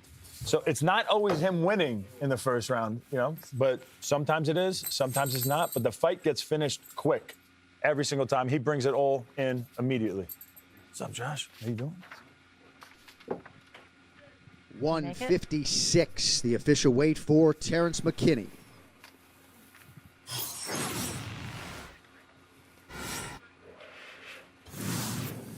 All right, his name is on the marquee. Joshua Van fighting for a title. And you're 24, but you're like a fresh 24. When did you turn 24? 2 months ago? 3 months ago? October. Yes. That's crazy. It's unbelievable. And your 4th fight of the year. What did you do differently to get ready for a 5-round fight in camp? Nothing too much, man. We're just focusing more on cardio and things like that, but everything else is the same. Yeah. You know, when I asked you earlier this week, like, what did you see in Pantoja that made you smile so much? You said you're just happy to be sharing the octagon with someone that's so great. But yesterday at the presser, when you went face-to-face, right? Yes. How did that feel? Because you told me you were looking forward to getting in front of him. Yes. What did you take from that? He's a great champion, man. You can see it in his eyes, you know. But it's just giving me more excitement for tomorrow night. You would become the second youngest UFC champion in history. What would that mean to you if you're able to become a champ on Saturday? Man, when I become a champion tomorrow, it will mean the world to me. For my country, for my family, you know, it will mean so much for me. Josh, when people do things quickly, I think it's easy for there to be a narrative that, like, it was also easy and there was no adversity within, you know, how quickly things happened for you. But I feel like those people maybe don't know your full life story, where you're from, what you went through. You've had a couple of losses along the way. Like, yes. What's I guess, your response to this idea, like, oh, he hasn't been tested or he hasn't had any adversity in his life in general? Well, they don't know. They don't know, they man. Don't know. They don't know because I wasn't given. I earned it. You know what I mean? I took it. I took it from the number one guy. You know what I mean? And who else am I supposed to fight except the champ? So, whoever said that, fight the number one guy in your division, and you get the title shot. But it's not just that too. It's like your whole life. Yes. Coming from Myanmar, leaving a war-torn country with your family, coming to the United States, not speaking the language, being a kid in elementary school, getting picked on, you know, not even knowing what people are saying. Like, that's the part of your story I feel like people don't fully appreciate because you're so new to the scene. Not everyone knows the full backstory of Joshua Van. Well, I feel like the main thing is that finding what you love, right? You know what I mean? I was trying to fit in my whole life until I walk into a gym. And then I walk into a gym and I just feel accepted, you know what I mean? And then I just addicted to, like, the gym and how they take care of each other and things like that. So I think it's just finding what you love. You see those kids that used to give you a hard time? Do you ever run into them now? Are they like, oh man, Josh, remember we used to have the greatest time as kids? You know what's the funny story is I was in a club in Houston not too long ago, and you know I used to do some dumb shit back in the day, and I don't even remember what I did, but this guy kept looking at me, and I was like, man, something gonna happen. And he walked up to me, he said, shake my hand or something gonna happen. I was like, I'm shaking your hand, bro. What's up? He was like, you did something to me. Shake my hand. I don't even remember this guy no more. And I guess I did something to him back in the day or something. I was just like, no. I was like, do whatever you want. I was shaking your hand. What? I love that. You're crazy. Yeah. So it was good. Oh, yeah, go ahead. Okay. Josh, you have became a fan favorite pretty quickly. Yeah. What do you think it is about your style that is resonating with everybody? I think I'm just being myself, you know, and I think I enjoy doing this, you know what I mean, the fighting and things like that. So I think the fan can relate to, you know, what I got going on and things like that. Yeah. Just genuine. Yes, sir. How do you avoid getting too hyped for the biggest moment of your life and bringing yourself down to center throughout the week and just approaching this like another fight? Well, if you come from where I come from, man, but they humble the fuck out of me, you know. Every time I try to think I'm somebody, you know, they making fun of me and things like that, you know. They're quick to humble me and things like that. That's so what you want around you, though, right? Yes, that's exactly what you want. Yes. Yeah. And the whole time I was here, man, they still making fun of me and things like that, so it's good. That's awesome. Yes. Joshua, congratulations. 21 fights in 5 years. I don't know if anybody's been more active than you. You have earned every penny of it. You're absolutely right, man. Thank you. Yeah. Thank you for coming in, me. Josh. Man, bro. Big fan. Best of luck to you. Thank you. All right, Joshua Van fighting for a title tomorrow after that huge win over Brandon Royval, right? Crazy. He was. I don't think anybody had him on the list for a next title fight before that Royval fight. Yeah. And that brings us to top 5 kind of title shot seizing moments for guys, right? The guys that, I don't want to say came out of nowhere, but weren't the next in line and jumped the line because of performance. DC, you got your card there, big I'm boy? trying to find it right now. We got so many cards there. Yeah, Man. welcome to my world, that's a buddy. good card, Big too. time. All right, I got it. All right, I got. Actually, remember when I fought Dan Henderson, and I was kicking his foot and throwing him in the air and do all that? That guy earned me a title fight. Remember that? Was that the same Wait, card? what? When I fought Hendo, remember I foot swept him and I threw him? That got me a title fight. So I put that. When Moreno, remember when Moreno submitted Royval? It got him a championship fight against it was Figgy. And then when Jones beat Ryan Bader, That's a good one. Yeah, that is, John, I have that. you're like, okay, this kid's not only going to get a title shot, he's going to be the champion, because we thought that Bader, as the All-American, was going to give him a problem. Then when Merab was carrying Henry Cejudo around Anaheim last year, I was like, wait, this is an Olympic champion. That's a Merab good was one. carrying him around the Yeah. octagon. Then when Khabib beat Edson, he just kept dumping him on his head and throwing him. And it was like, he should have gotten the title fight before, but after that, it was like undeniable that he should fight for the belt. And then I had Van beating Royval. That was like my last one. But yeah, those are good ones. First one or? That was number one. When number one. Because remember how it was like so close. And then at the very end of the third round, he drops him. Yeah. And it's like, dude, Joshua Van just earned himself a title fight. And on 4 days' notice. 4 days notice. Crazy. Crazy. All right, I got number 5, Van over Royval. I mean, the crispness of Van was crazy, and I hadn't really seen him fight before. So to my eyes, he was like brand new, and like, where the hell did this kid come from? He is so good. So I got him there. Then we got Pereira over Strickland, and which set up the fight with Izzy. I mean, when he went in there, Strickland's a great fighter. He's a pressure fighter. You know, he had a great chin, and for Pereira to knock him out with that left hook was just nasty. Khabib over Barboza, again, same thing. He just kind of ragdolled him. I think he was talking to Barboza during that fight. It was one of those. And Barboza has great takedown defense and was, you know, so explosive on the feet. John Jones over Ryan Bader. Like you said, Ryan Bader was a better wrestler on paper, so he thought John Jones wouldn't be able to take him down. He ragdolls him in the first round. I think he finished him in the first, and I got him the fight with Shogun. And then the other one, which I don't think you had, was Conor over Mendez. Oh, I think that was like interim, but that set him up for unification. Yeah, but with he was Jose. he was gonna fight Aldo, and then Aldo pulled out. Yeah, so they did Chad Mendes. So it on would have been short the notice. fight before. But it was exciting because Chad Mendes was an All-American wrestler. And remember, everybody that's what thought that was going to struggle. Yeah, he was going to struggle. He also fought him on 10 days' notice. No, to credit to Chad Mendes. And then took him down a whole bunch of times in round one. He did. He was winning the tired. fight, but Conor ended up, you know, he showed that he had cardio and toughness on and top got of it just done being to win skilled. the interim title. The interim Not title. earn a title. No, he earned the He the just real submitted title. what he already had earned done. The real title, the next fight. So it wasn't the real title. But when you that's not fight for coming the out of interim title, you you're already gonna were going to fight for the real belt. Take a DC. Yes, Yeah. but it just makes sense. You really missed the whole exercise. It was like the assignment was that you came out of nowhere. For once, Yeah. yes. And like seized the moment. It was like, you yo, don't this think that guy's came out fighting of for the nowhere? belt next. You guys, I guess you guys weren't there front row watching that fight. I was there. Really?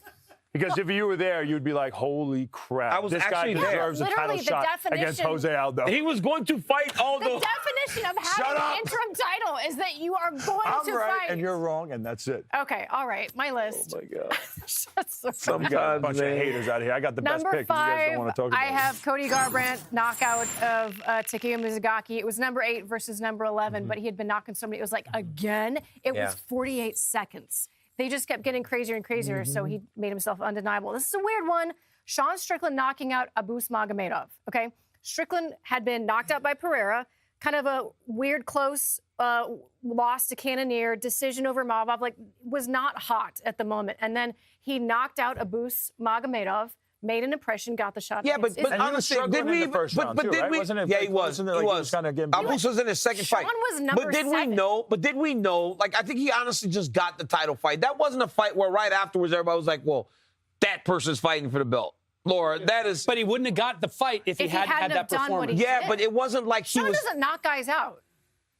Yeah, I want Now you're just on second. It's because Dricus didn't take the fight in Sydney. Yeah, so it's not like. Go ahead, Fitz. It was because Dricus did not take the fight. Remember, he beat Whitaker, broke his foot, and he didn't want to turn around that quick. So then Strickland got an opportunity. But the reason why Sean got it is because Sean But got the knockout. the thing is, undeniable after you won that fight, is like, yo, this guy's getting the title fight. I don't think that qualifies, Laura. Okay. Anyway, number 2. Not as Diego- bad as Weidman's, but that one was bad. Not as bad as Weidman. Bro, you don't even remember the Chad Mendes kind of Yeah. fight. Don't you come over here with that. Diego Lopez versus beating Brian Ortega.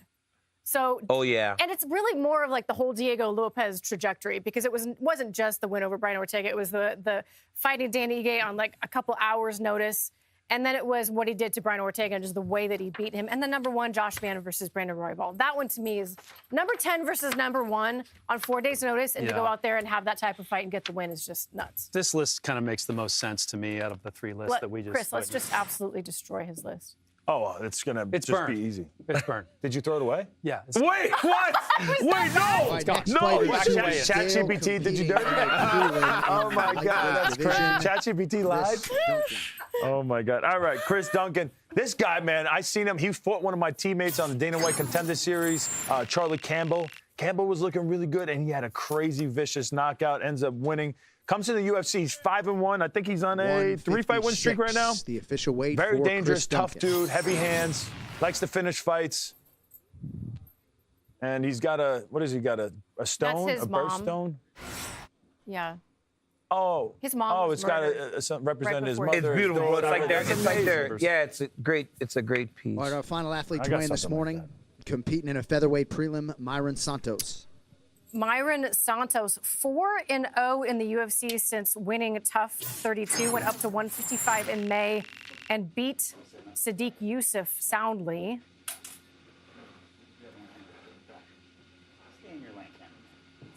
I really got to get the timing on laying out for the weight better. Normally, you would have hit it right out. Well, there is no timing. You don't know how fast they walk and. Oh, man. 147.5, the official Okay, weight so for pound Myron and a half, Santos, pound and a half 1.5 off. pounds. So much time over do the we featherweight. have? Yeah, I'm trying to understand. Is it the Another one you hour? weigh in by an hour and then you Yeah, can't? Las Vegas, He's got an hour. out. He's had to Yeah. weigh in at 10.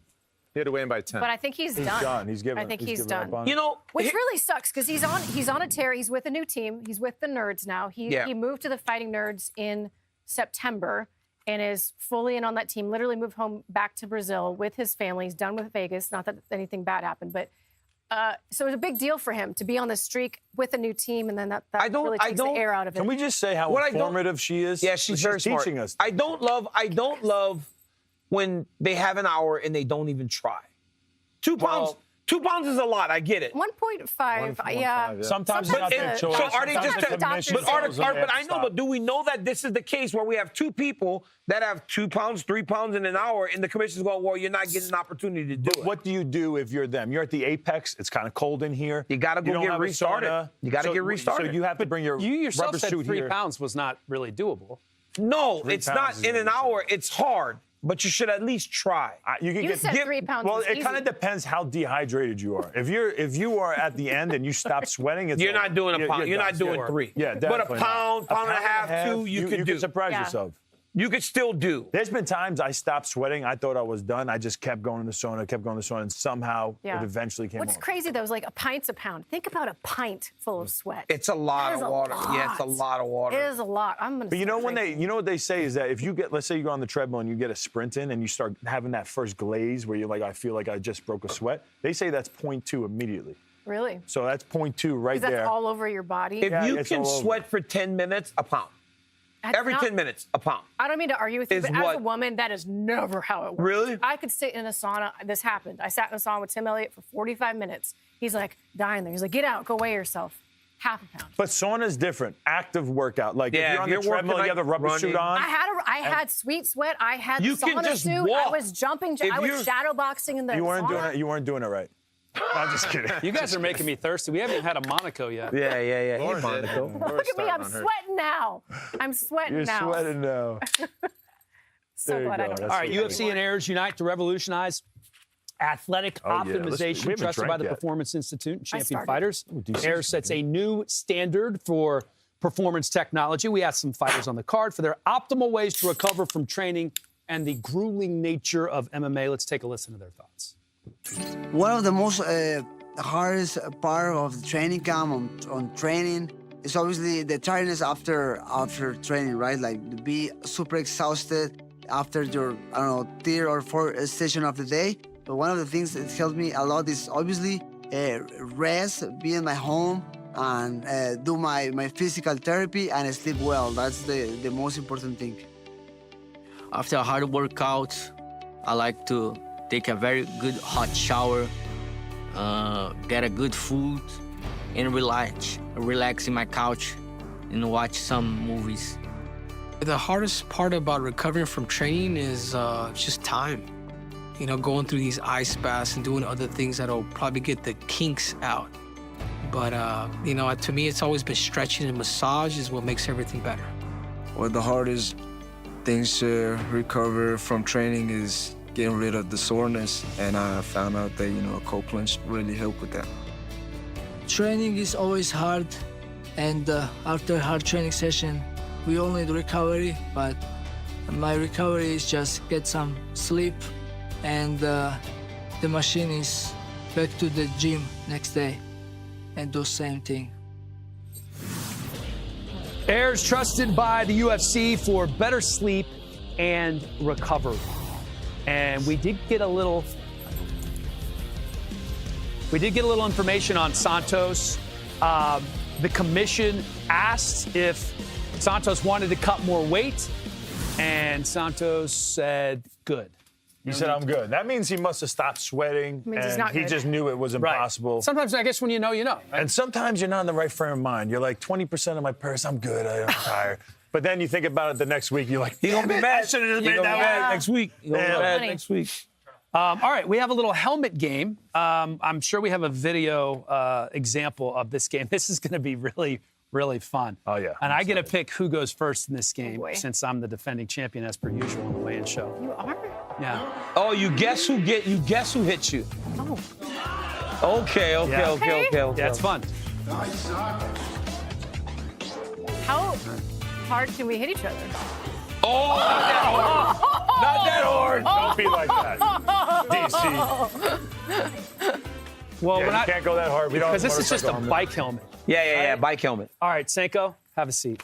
First? Yeah. You Oh haven't my had that God. many concussions. We can hit you hard. Yeah, you had the we least- all can. Well, we all can. Guys, I'm the defending You've had champion. the least number of Can we concussions. ask a They're going to go question? easiest on you. Can we ask a question? I'll Are go they? first. I'll go first. No. Let Laura let go go first. say. Let Laura go. But let me ask a question. Yeah. Do we have to use a specific hand, or can we mix it No, up? you No, can you do mix it whatever up. you You can want. fake That's them the out. whole point. My Okay, go ahead. barrette is crushing my skull right now. Yeah, you're want- trying to, like, we you don't gotta want try them to be able to confuse them. guess who it is. But you can't move. Did we turn all the monitors off? Wait, Yeah. let me tighten that up for you. No. We're hold on. good. No monitors. Yeah, tighten that. There we go. More? Thank you. Wow. No, that's good now. Too much? No. You could tighten it up a little bit. All right. Is it snug? I mean, ow. So this is crazy. So you get hit my behind the hair ear. You're not clip- even allowed to do this in My fighting. my metal hair clip All right, I'll is stand up right here. You should have took it off. All right. I don't, Ready? how am I going to redo my hair? Okay. All right, here we go. Oh my God! Crazy. Guess. That had to be. She's looking at the That's reflection. Dan. That's Dan. Nope. Move that monitor, please, RJ. See, there's a reflection. She's cheating. So hard. You guys are like. Why would you? You went too hard, bro. That was Daniel. Yes. That was hard. Because I went soft. No. I went soft. I think barely touched you the second. Can I genuinely? I think I got slightly concussed. I went soft. From whoever the fuck went. The first one, yes. The second one, I went soft. The first one was hard. The second, I felt bad, so I hit soft. I didn't realize. I just thought flicked the wrist. No, let me just say this. I thought you knew. replay. I thought you figured it was me because I was hit you gentle. hard. I think I did. You know how sometimes when you get like cracked, you get a little starry. Yeah. I got starry, Chris. I'm sorry. I thought cannot believe that. God. You got to buckle up. Hang on. It's I not gotta make this. It's not a motorcycle helmet. It doesn't fit my head. No, it doesn't. No, you're good. You You're have good. a You're big good. head. I thought that it was me, Laura, because I was gentle. HR? Yeah. It's Wait, guys, a sec. Let me put this thing on because. Okay. Wait. Okay, go.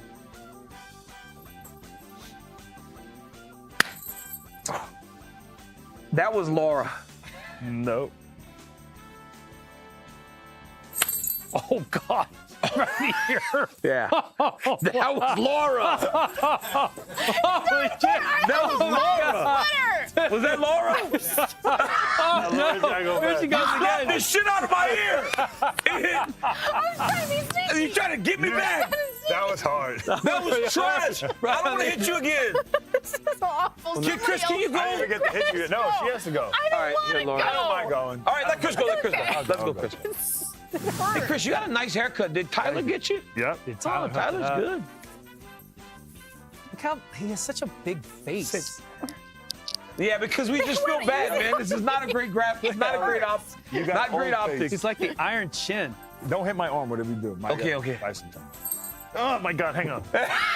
Hang on. Don't jump. Don't hit me hard. You can't cheat. You can't cheat. Shit.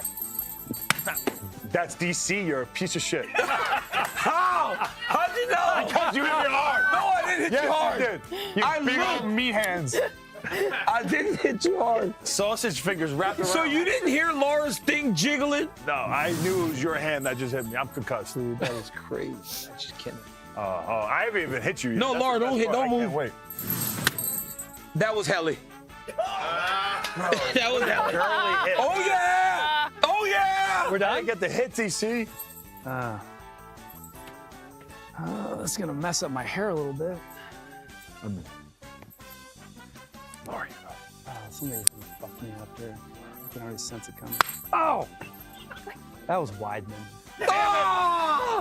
how'd you know? Hurts. How did? Oh, Fitzy, we have a special recap performance of the year of the weigh-in show? Yeah, we have a song. Are you ready for this? I was told to be ready. Do you want to so- wear the cowboy hat or the bike helmet?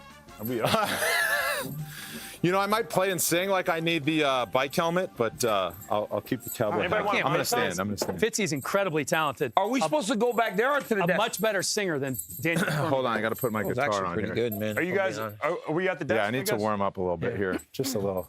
A little warm-up? There we go. I love this So can era I? so Can I? much for Thank you. Thank you. Can I tease something on the UFC post show tomorrow after the pay-per-view?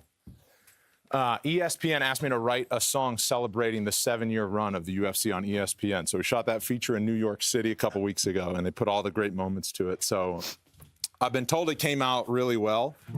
So that's tomorrow on the post show. But this one, I figured write a song about you guys I got with Cody. And this is my first live performance. Most of it's Instagram and edited. You seem very calm. You're like Josh Van right now. No. My voice I'm trembling right now. This is the first time I'm been nervous on camera in a long time. Fake it It's till you like make an it. one open. second. It's like an open. Yeah. Hold on.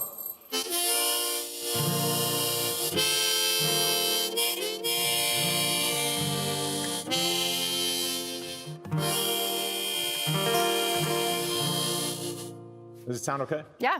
You sound good, Here we go. Fitzy. Sound great. All right, Cody, let's roll that video. Here we go.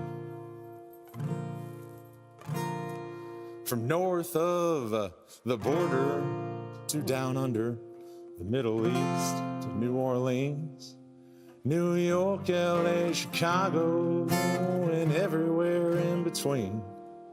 Why does Weidman say Topuria? Oh, my God. Remember that crying face? Theo Vaughn paid him a visit and they did the Coldplay meme. And it's a show that gets unhinged. Learn Laura's on her back for 25 minutes. It's the UFC weigh-in show. No shotgun, a beer, and flip cup tic-tac-toe. Oh, yeah. It's always a battle between Laura and DC, but I just can't unsee the pasties. But he's pretty good at talking smack. Look out for Brian Stan in that potato sack. They showed it twice. Well, you'd think it'd have featured Dana White, but he only showed up to cancel that fight. Sometimes the panel is hot take. The guests are always severely dehydrated. If they got trivia that'll make you think, games that'll make you drink, things that get real when RJ brings out the wheel on the weigh-in show. Can't put it on cable, hell, he went through a table. I'll show you the tape, and I'll tell you a tale, and watch fighters in underwear on the scale. Well, it's Fight Week Friday, and they'll get you pumped. And Chris Weidman told a story about taking a dump on the Wayne Show.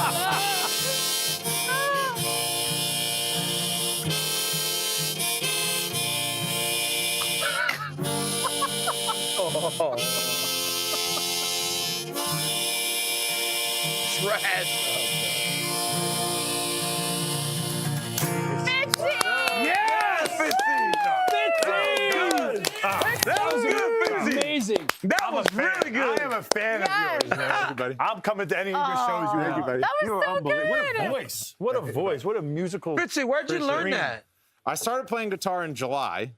You're lying. I mean, I've been able to strum a couple chords, but in July, we were in Nashville, right, DC? Yes. Yeah. Nashville. Yes. Luke Combs was in the front row, and I went over and met him. I was like, dude, I'm a giant fan of you. And I saw everybody playing music, the whole city, and I was like, I've always said my next dream job is to be in a cover band, like play and sing. Do you remember the conversation we Yeah, had at yeah, the bar? exactly. And we were like, this is my dream And then I went job. to Eric Church a few days later in Colorado, and I was like, that's it. I'm buying a nice guitar. I'm going to start learning, and I'm going to like write some songs. And the UFC parody songs on my Instagram have been a thing. So there we go.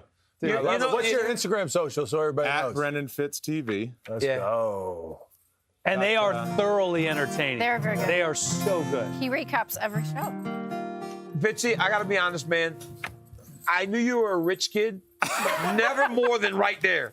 Rich kids do shit like that. Yeah. Rich kids go. Pick up the guitar. Rich kids go, I'm gonna pick up a guitar, a nice one, and become good at playing guitar. Why is that? No, I wasn't rich. I just That's awesome. Kelly is so supportive of this. He's like, yes, Brendan, go off and do something else. Chase your dream. Yeah. Leave the UFC. You're not good enough. This isn't good enough for Kelly's you. like, yo, I've been wanting to Be call a the hero. fight. I'm smart enough to know that I got to keep the UFC thing to sing about because I ain't going on tour anytime soon.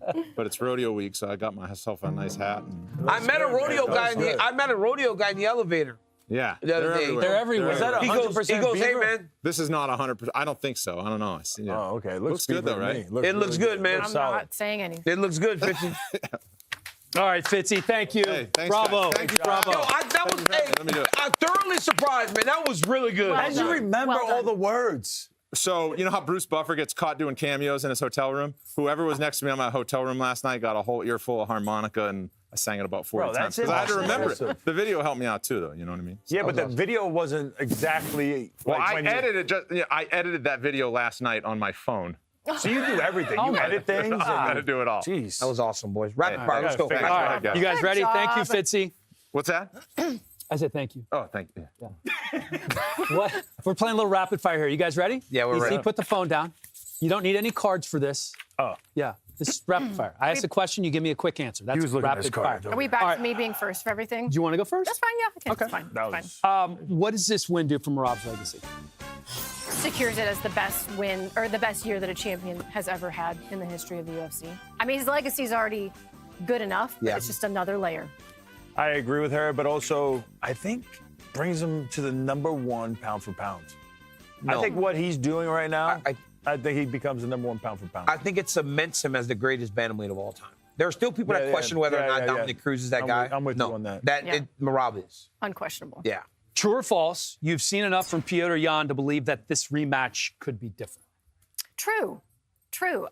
Listen, it's an uphill battle, but like we talked about earlier, there was enough meat on the bone where I think if the right things can happen at the right time, it can look different. False. The only thing I could think of that could make it different is more of the mindset shift. Him taking Merab way more serious, having way more respect for him this time around. You think the injury is BS? I'm not putting too much into the injury. Merab's got things always going on, too. Everybody's got things going on. It's more about he was looking at Merab like he was like a second fiddle to Aljo. Yep. Aljo's the champ. He was like, I just got to get through this guy. He's not To as get good as to Aljo. Aljo. I'm going to get to Aljo. Now he knows Merab is the man. Yeah. And he's going to prepare himself differently. True for all the reasons that you guys gave. He will take him more seriously. He will be more prepared. Yeah. True. He'll look different. True or false, at 24 years old, it's too soon for Joshua Van to be taken on Pantoja for a title.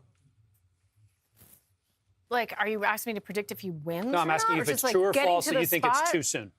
False. Not for him. He's got that division is a division where you can do stuff like that. We saw it with Steve Erceg. So no, I don't think it's too soon for him. I'm not saying he's going to get the win, but I think getting to the opportunity, he earned his way there. It was quick, but he did it. False. You beat the number one guy. He deserves to be fighting for the belt.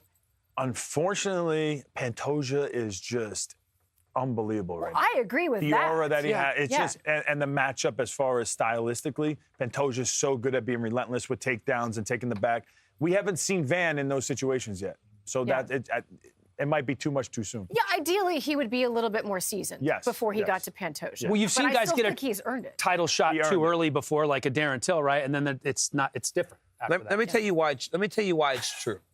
I'll tell you why it's true. Because when we spoke about John Jones earlier, beating Shogun to get the belt, you just knew. People weren't competitive with him. Joshua Van, people are still competitive with that haven't been competitive with Pantoja. And you would have liked to have seen him get more of those types of fights like he did against Joshua Van before getting to Pantoja. I think it is a little early. I think but because Pantoja's been so good, they need someone new. Yeah. I mean, if he gets this done, anything's possible. And that's not to say he's not going to win, but I'm saying it's still very, very soon. Because he beat Royval, but who else at that level did he beat? He wouldn't have gotten Royval if he didn't take it on 4 days' notice. Yeah. So 5 years ago, Pantoja was fighting the best of the best. I honestly, and I know this is rapid. I know this is rapid, but I think the UFC believed he needed more time until they just needed someone to fight Royval. He wasn't going to fight Royval. He was going to fight his way up to that position. Eventually, he got the opportunity to take advantage of it. So yeah, I think it's true. Six fights into his UFC career, lost his first fight against Charles Johnson, then he's won his last 5. Will Merab and Pantoja fight ever? Ever? Every time it comes up, they both are kind of just like, no. I mean, I don't know that Merab, you would know better. Can Merab make 125? I know Pantoja's not going up. He said that so many times. I think maybe a catchweight 130. But for what? It's because you got two guys who have dominated their division I know, for so but do you long. make up a belt?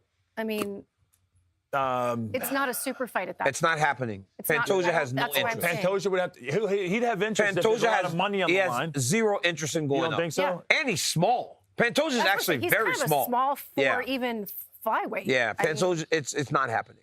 But if you look at it stylistically, like you said, a takedown, relentless takedown. But it doesn't matter. Back, He's too body small. triangle. It is the guy that you were looking for, Merab. It honestly would be like Merab going up when Ilya was the champion at 45. He's too small. Yep. He's just not big enough. Why would you? Unless they're paying you $10 million, $5 million, whatever it is. Whatever your number is, that would be the only reason? Yeah, but I just don't see it. Can Pantoja ever pass DJ as the greatest flyweight ever? What would that be? 6 more defenses?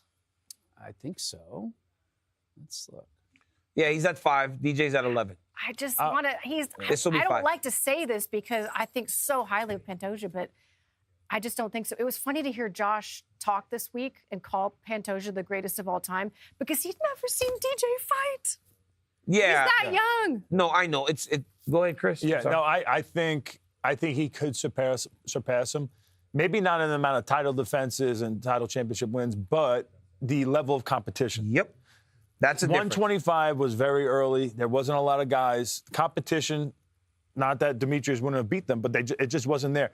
Can't forget that he got traded for Ben Askren because there was nobody for him to fight. Well, they were getting rid of the division. There was this thought that, like, we're going to get rid of the division. And now, but also, Demetrius Johnson would be good today at 125. Yes, he would. Here's the problem, though. He didn't have the same level of guys that he's fighting, and he didn't have a world of guys that he was fighting. He defended that belt against that kid from Jacksonville, Jackson MMA that he threw up in the air in the armbar. I can't remember the kid's name. Carriaso. Yes. Chris. Or no, Ray Borg. Ray Borg got a title fight. Chris Carriaso got a title. Those are the guys that are on his defense list. I think Pantoja can, and he will get that distinction without defending the belt as many times. Forget about 11 and 5. How many defenses does he have to get to 7 or 8 is good. To overcome if he goes 11? Through, if he gets through this Van, after the ones that he did, and then he beats a Manel Kopp, and then he beats he already beat Moreno, and he beat Figueiredo, all those guys, it'll be enough. It'll be enough. Yeah. He beats an Those are all former Asakura. champions. He beats an Asakura. It'll be like, well, He already beat Asakura, yeah. Yeah, Horiguchi. or would be a big Horiguchi. He never beat Asakura, though. Yeah. He beat, or Tyra, sorry, Yeah. Tyra. If he beats Tatsuro Tyra, Yeah. it'll be enough. Ozzy in there too. What makes the Pantoja puzzle so hard to solve? He's just good. He's just good at everywhere. And he's dangerous enough on the ground that you don't really want to take him there. He's kind of a madman on the feet. And the more that you drag him into the type of fight that you want to have, the more you drag him into the muck, he's like, good, bring me there. Bring it on. I love, he fights better when his back is kind of up against a wall in a fight. And that's something you can't teach, you can't learn, you can't, figure out how to do. He's just got something. I think it's his will and his relentless style. Like whatever it takes. It might look ugly, you know, the forcing takedowns. If he might be in the center of the octagon on a double leg on his knees. He will drive everything he has to bring you to that cage to get the finish. He's just super relentless. He wants to win so badly, and then when he gets on top of you with his body triangles and his submissions, he's just a real problem. And he's very good on the feet too. He's a dog. He's just a dog. I literally had the same thought pop in my head when you were talking about everything. It's just that he does everything. There's no safety. Because we saw in the Brandon Moreno fight that when he was trying to just knock him out, he looked like he was fighting crazy. It was nuts. But then in the Usyk fight, when it got close, he took him down at the end of the fight. We know his submission game is great. There's just no place to feel comfortable. He can fight you everywhere. Henry Cejudo's retirement fight against Peyton Talbot coming up on Saturday night. What's his lasting legacy going to be, Seiko? Cejudo's. Oh, that's a really good question. Did you write that question? No. Okay. ChatGPT. No, I'm just kidding. I think his lasting legacy will be, in part, his impact on the flyweight division and bringing, as much as we cringed at it, bringing some attention to the flyweight division, being a 2-division champ down at those lower weight classes brought attention to it. I think his showmanship, kind of allowing that weight class to flourish, has been a big deal and a big part of his legacy. Yeah, I agree with everything you said. I think he would want it. I heard him at the press conference. He wants his legacy to be for like really bringing the flyweight division back into the UFC. Yeah. He thought that without him, that division wouldn't be there right now. So I think that's what he kind of wants to be known for. I do think the cringe thing is going to be something in people's minds. The fact that he won the belt at flyweight and the belt at bantamweight, winning an Olympic gold medal. I mean, all these things is probably going to be his legacy that we think about. Winner. Just a flat-out winner. I mean, cringe, dislike him, personality, doesn't matter. Like, he won. There came a point after Demetrius Johnson beat him and he came back where we sat at the octagon side and said, I'm never doubting Henry Cejudo again. Because he just had gotten to a point where he would win against anybody. It was just like when he was wrestling. I watched a 16-year-old kid leave Arizona to move to Colorado and train and live at the Olympic Training Center with the idea that at some point he could be Olympic champ. 4 years later, he's the Olympic champion. Came and did MMA, became a world champion in 2 weight classes. He's a winner, bro. I don't care what you feel about Henry Cejudo. You better respect that he's one of the greatest athletes of all time. Absolutely. Will Peyton Talbot be able to stuff those takedowns from Henry?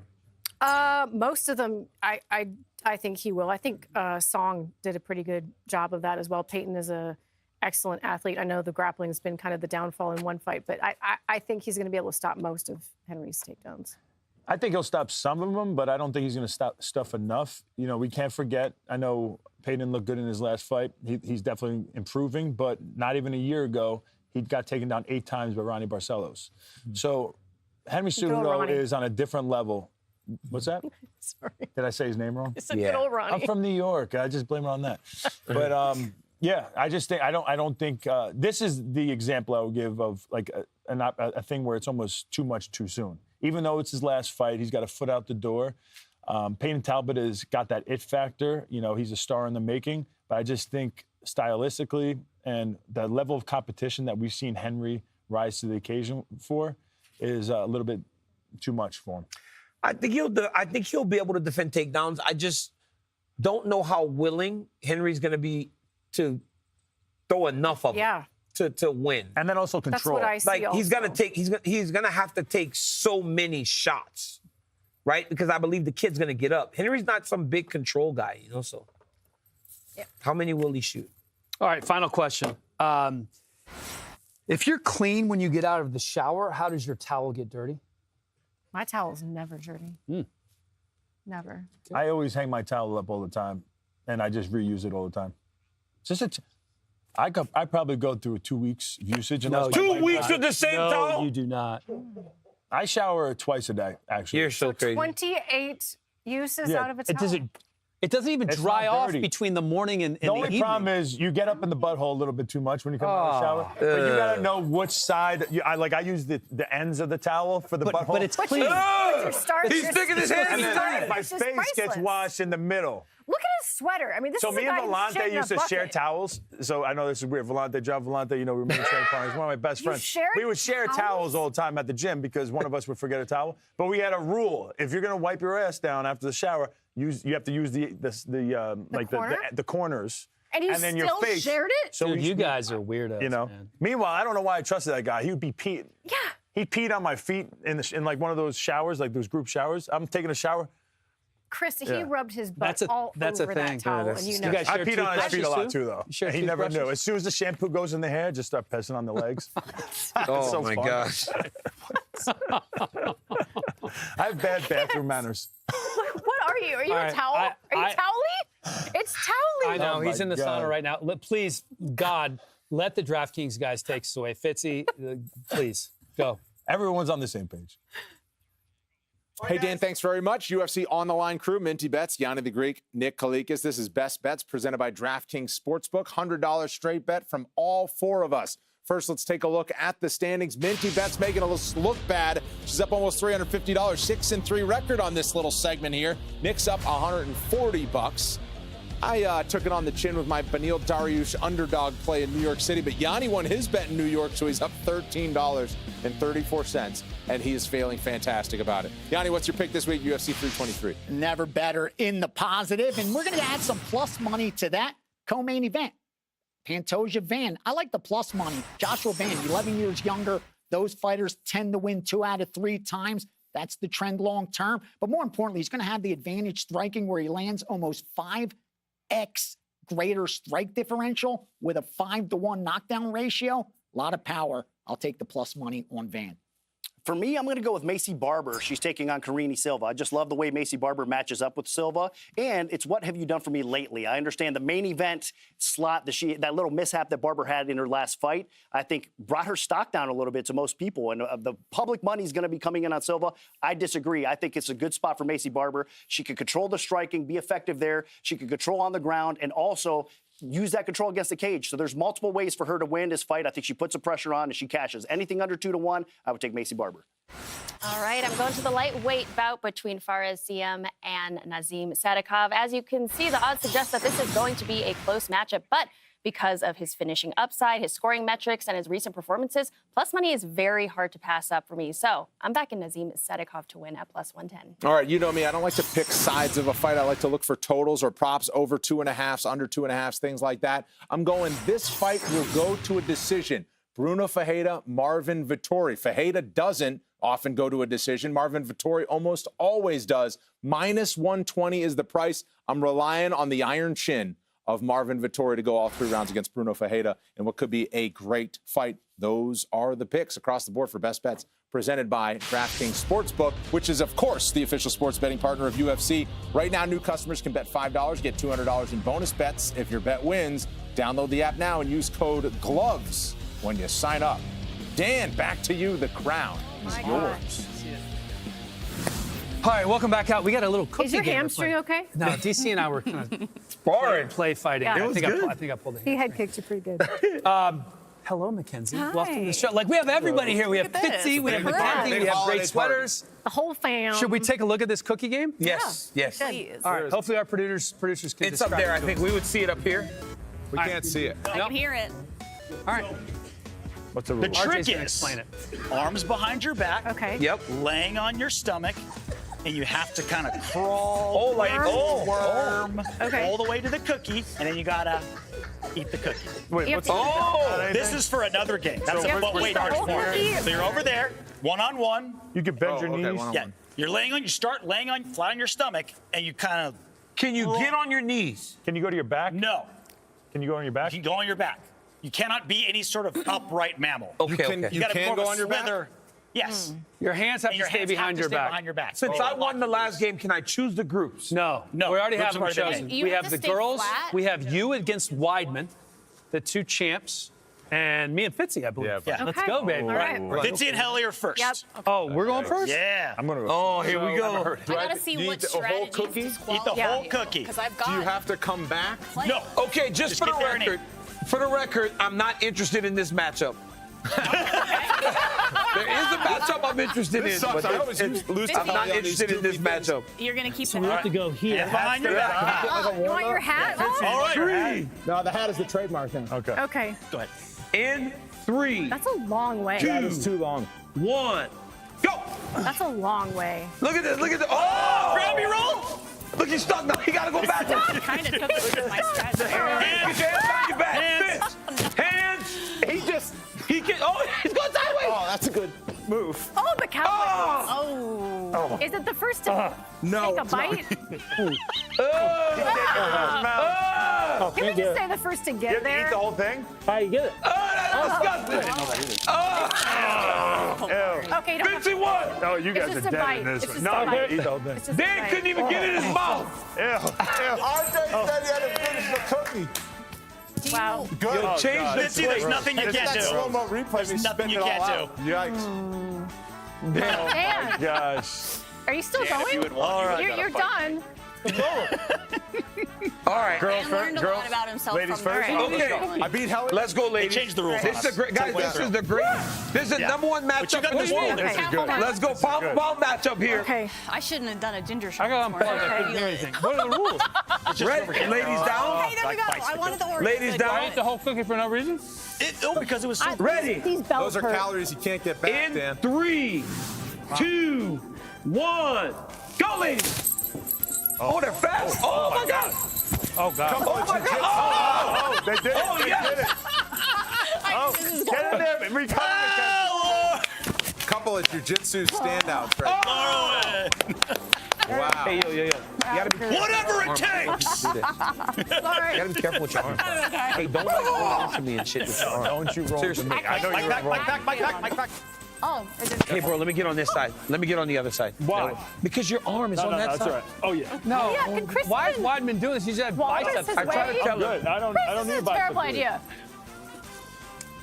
You just told me I you're barely can get my arms back. Oh, no, this is a problem. You have to lock it. Wait, he's cheating. Wait, back up, DC. Okay, here we go. Right there. All right, we're good. All right, we're good. arms behind the back. Bro, stop. Stop. We're equal. 3, 2, 1, go! Oh! Did someone fart? Did I just hear someone His fart? poor bicep slash shoulder. What on earth? Daniel, come on. Oh, he's playing hurt. Oh, he You almost almost shot. He's shot. taking DC. It's the same Wrong cookie! cookie. Wrong cookie! You eat the other one! Eat the wrong cookie! I won. He ate my cookie. You won. I won. By DQ. I You don't won. get double champ for eating both cookies. Yeah. You just wanted I two want to cookies. go. I want to go for double champ. I won. All right. Bro, well, you can eat All right, while we figure this out, speaking You of weren't cookies there. and Let her have food, the camera. Mackenzie, take it away. Did you guys know that there is a patron saint Oh, my God. of pastries? Wow. Because there is. I'm interested in And eating. Saint Honore brings the luxury of couture donuts from the streets of Paris right here to Las Vegas, and we checked out just why they are quite literally the best treat ever. My arms were like. Trevor, it's 9 a.m. here in Vegas, but I know that Saint Honore has been open all night, making these absolute masterpieces behind us. Now, masterpieces take time, and that's one of the many things that makes Saint Honore so special. Oh, definitely. So everything is handcrafted. We start at 9 p.m. at night. We're here all night making all the dough, brioche dough, handcrafting each decoration that you see. Every ingredient gets freshly picked. We really like to call ourselves the world first couture donut shop. I'm by no means a pastry chef or even an artist, but can I try my hand at some decorating today? Absolutely. We've got our master chef Angel here. He's gonna help you out today. Show me what you got. Okay. Go a little bit of this. A dollop, yeah, that's perfect. Okay. After you put it on top, push it. Like this when you transport, it doesn't fall off. Ah, okay, okay. And you wanna end it up with a little bit of dusting. Okay. Powder sugar. Yeah. There we go. You see? Okay. They're intimidating, but Yeah, no, don't be. this is okay. fun. This is quite the spread. We've got some holiday donuts as well. I couldn't choose which one I was going to eat, and now you have made it harder for me. Lots of choices. I've heard there's a special way to eat these donuts. This is our famous creme brulee right here. I've got the creme brulee. I understand you got to give it a little. Yeah, you got to get that ASMR on it. Okay, and then we break it. You're gonna give it a good crack. See? Oh yeah, testing your strength. Wow. Oh, that's the Okay. way. Now my hands have been all over these, but Oh, it's a tradition. We it's must. all right. We have Let's to do it. cheers the Cheers. Mm. Oh my God. So you have that pastry cream filling. You've got the hard sugar on top, which is gonna give you that delicious crunch that everybody loves. And then a nice little raspberry fruit to keep it healthy. This is amazing. Now, what has been the most popular? We'll call it top three flavors, because I know you can't just. So right now we've got our reindeer, our Christmas tree. Those are probably the best sellers for the holiday season. You had your eye on the cookie butter one here. That one, must have. You gotta have it. All right. Two other things that I think are really special: a locals discount, a nod. Oh, yeah. To people here in Las Vegas, and then also being able to personalize some of Absolutely. these things. We do crazy custom donuts, so you can get your face on it. You can put logos. You can put fun little sayings. We just did a Wizard of Oz box for the show at the Sphere. So lots of fun stuff that you can do. And then, yeah, it's really good. These donuts taste just as good as they look, and with that personalization in mind, I actually have a surprise for everyone back in studio. We literally are about to eat donuts, and you're gonna go for the Lindor? I got an Come appetizer. on. Who doesn't like Lindor? Well, Angela from St. Honore was nice enough to join us. I think she might be a little scarred from like the last 20 minutes of this show, but we did some decorating of donuts while you all were asleep last night. All there were right. people hand elves? decorating Ooh. Wow. these Oh, incredible that's insane. donuts. Oh my God. Yeah, I do have to hold them up, but Here, I can help you. there you I go. got You Get hold them up, Dan. I'm holding the mic. That was a heavy duty. Oh my gosh, these are beautiful. You guys can pick it while you're eating. Oh, sorry. Can you okay. pull the top down? I don't want to cover up your face. There you go. Oh, yeah. Teamwork makes the dream work. There we go. Incredible. We've what do we got. pick one? Yeah, you can pick one. Laura, choose first. What would you suggest? Oh my gosh. Yeah.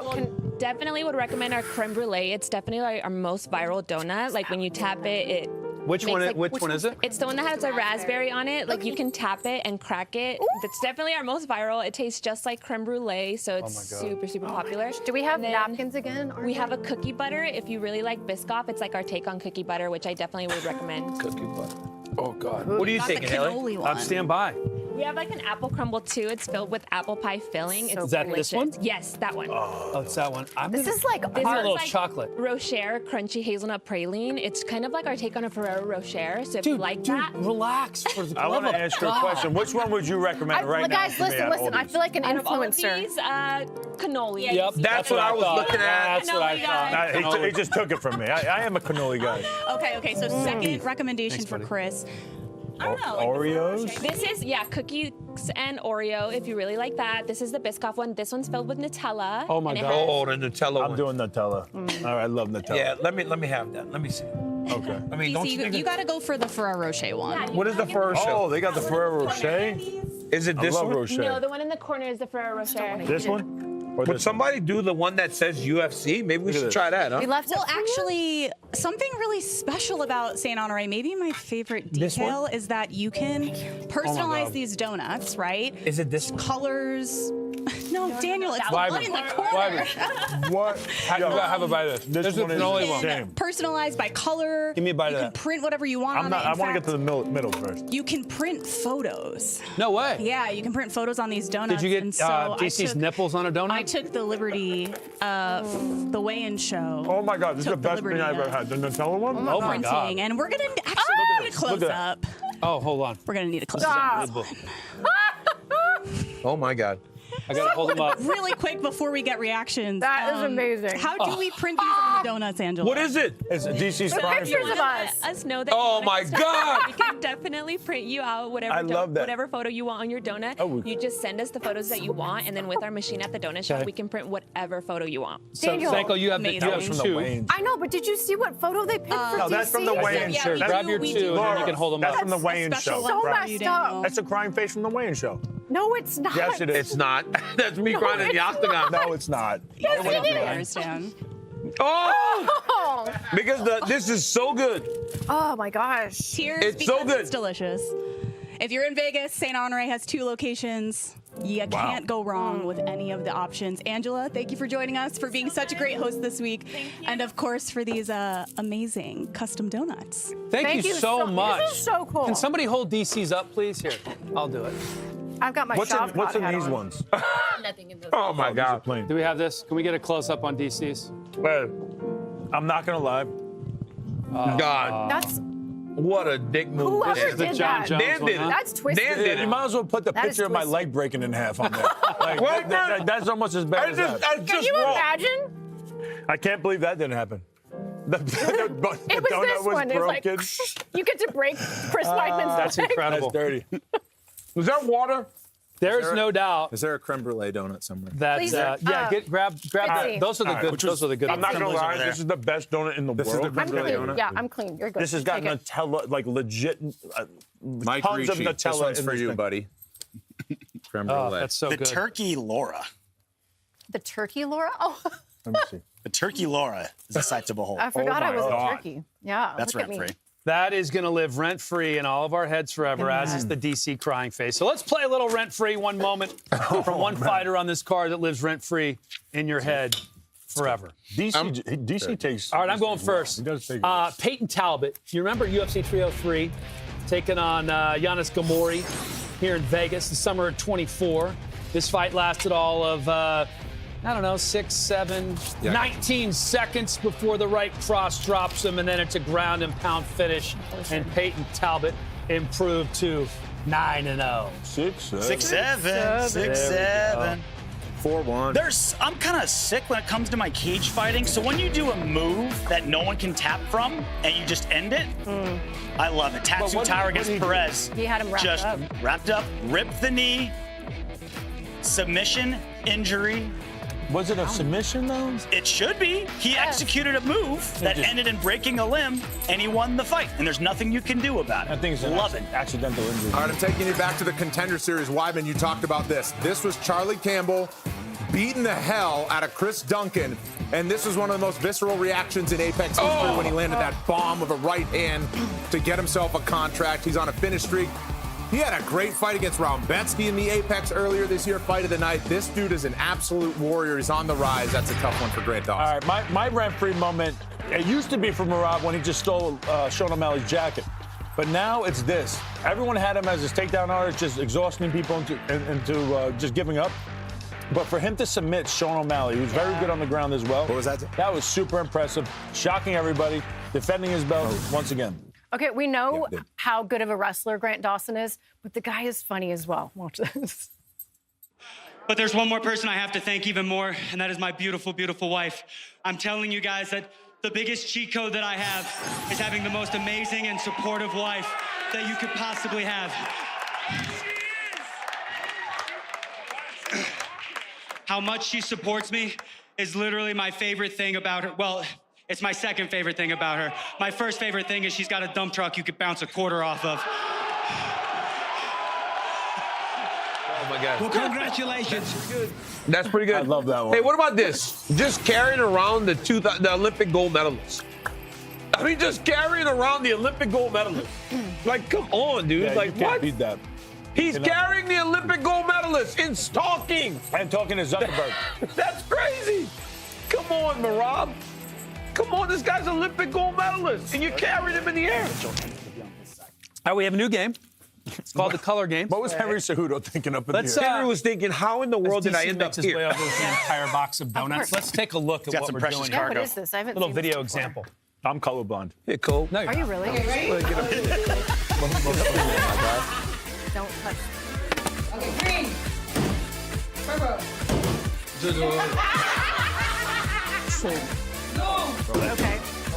Okay.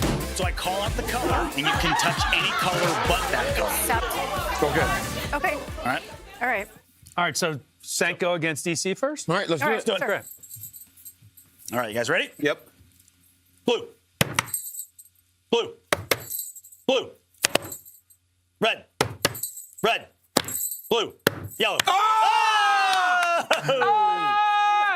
Oh, So winner Laura stays stays in. on. Winner stays on. I like it. Make it thick. Yellow. Yellow. Blue. Shit. Oh, shit. I think there's something about male and females in the way they're wired way here. that they He's listen gonna- to instructions. I'm not good at this. Green. Green. Red. What? I don't understand. Wow. Ridiculous. Clean sweep. Was that really that easy for Was you? that really? Did I? All right. Yeah, let's have. You two go. No, I want you back. Oh. Do it again. You gotta fight your way. You gotta fight your way to rematch. Laura. You gotta fight your way back. Yeah, you gotta fight your way to Losers Laura. bracket. She's earned some time off. We can make our way back. Red. Blue. Red. Yellow. Yellow. Blue. Red. Blue. He didn't even go on He didn't that. even go Let's on go. You're out. Okay. All right. All right. So is this the winner? Hardly can tell that. Yellow. Oh, wait. Both hands or one hand?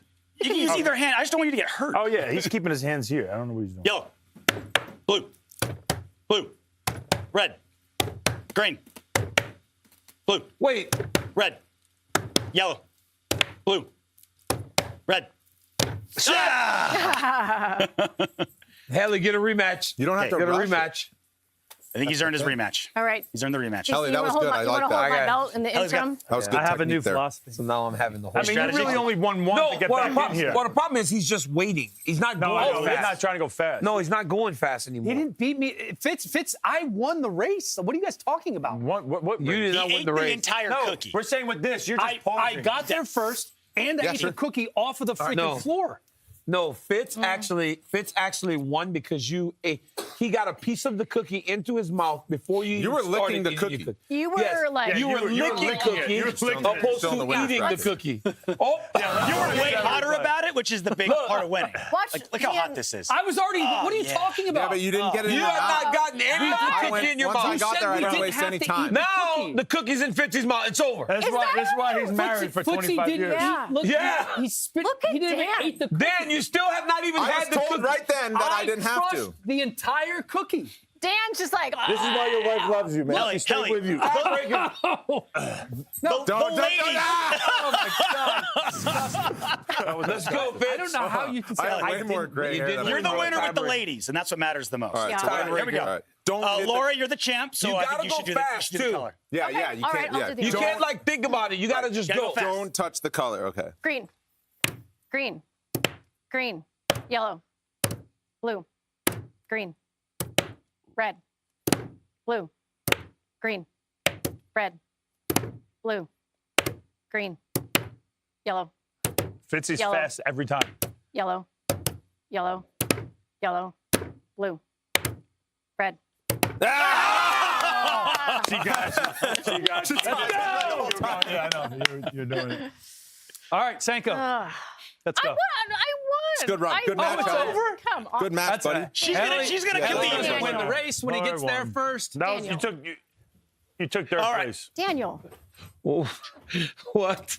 I know. I'm sorry. I tried to leave with it. I tried to leave with it. I ate way too much donuts. Howdy, man. Howdy. Take a seat. All right, good work. There you go, champ. Thank you. I'm sorry for taking It's you okay. over there. It's all right. It's I all got a right. little ahead It's all right. I'll of myself. stay with you. All good. I got a little ahead of myself. Terrible. That's right.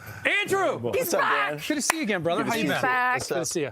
He's a regular. This is our UFC BJJ welterweight champ. I think it's your third time, yeah. appearance on the weigh-in show. He dominates like I dominate on this show. Oh, Let's God. Let's not get crazy. That's not fighting necessarily Elijah true. You Dorsey gotta be humble. Be humble. at UFC BJJ 4, Yeah. It's gonna be sick. which is coming up really soon, right? Next week, 6 days. Oh, wow. Second title defense for you. Second title defense, yep. You feeling more confident? Same going into this one? How you feel? I mean, yeah, I always feel confident going into my matches, but especially since I've done my camp out here in Vegas and I know exactly how I'm going to feel when I fight makes me even more confident.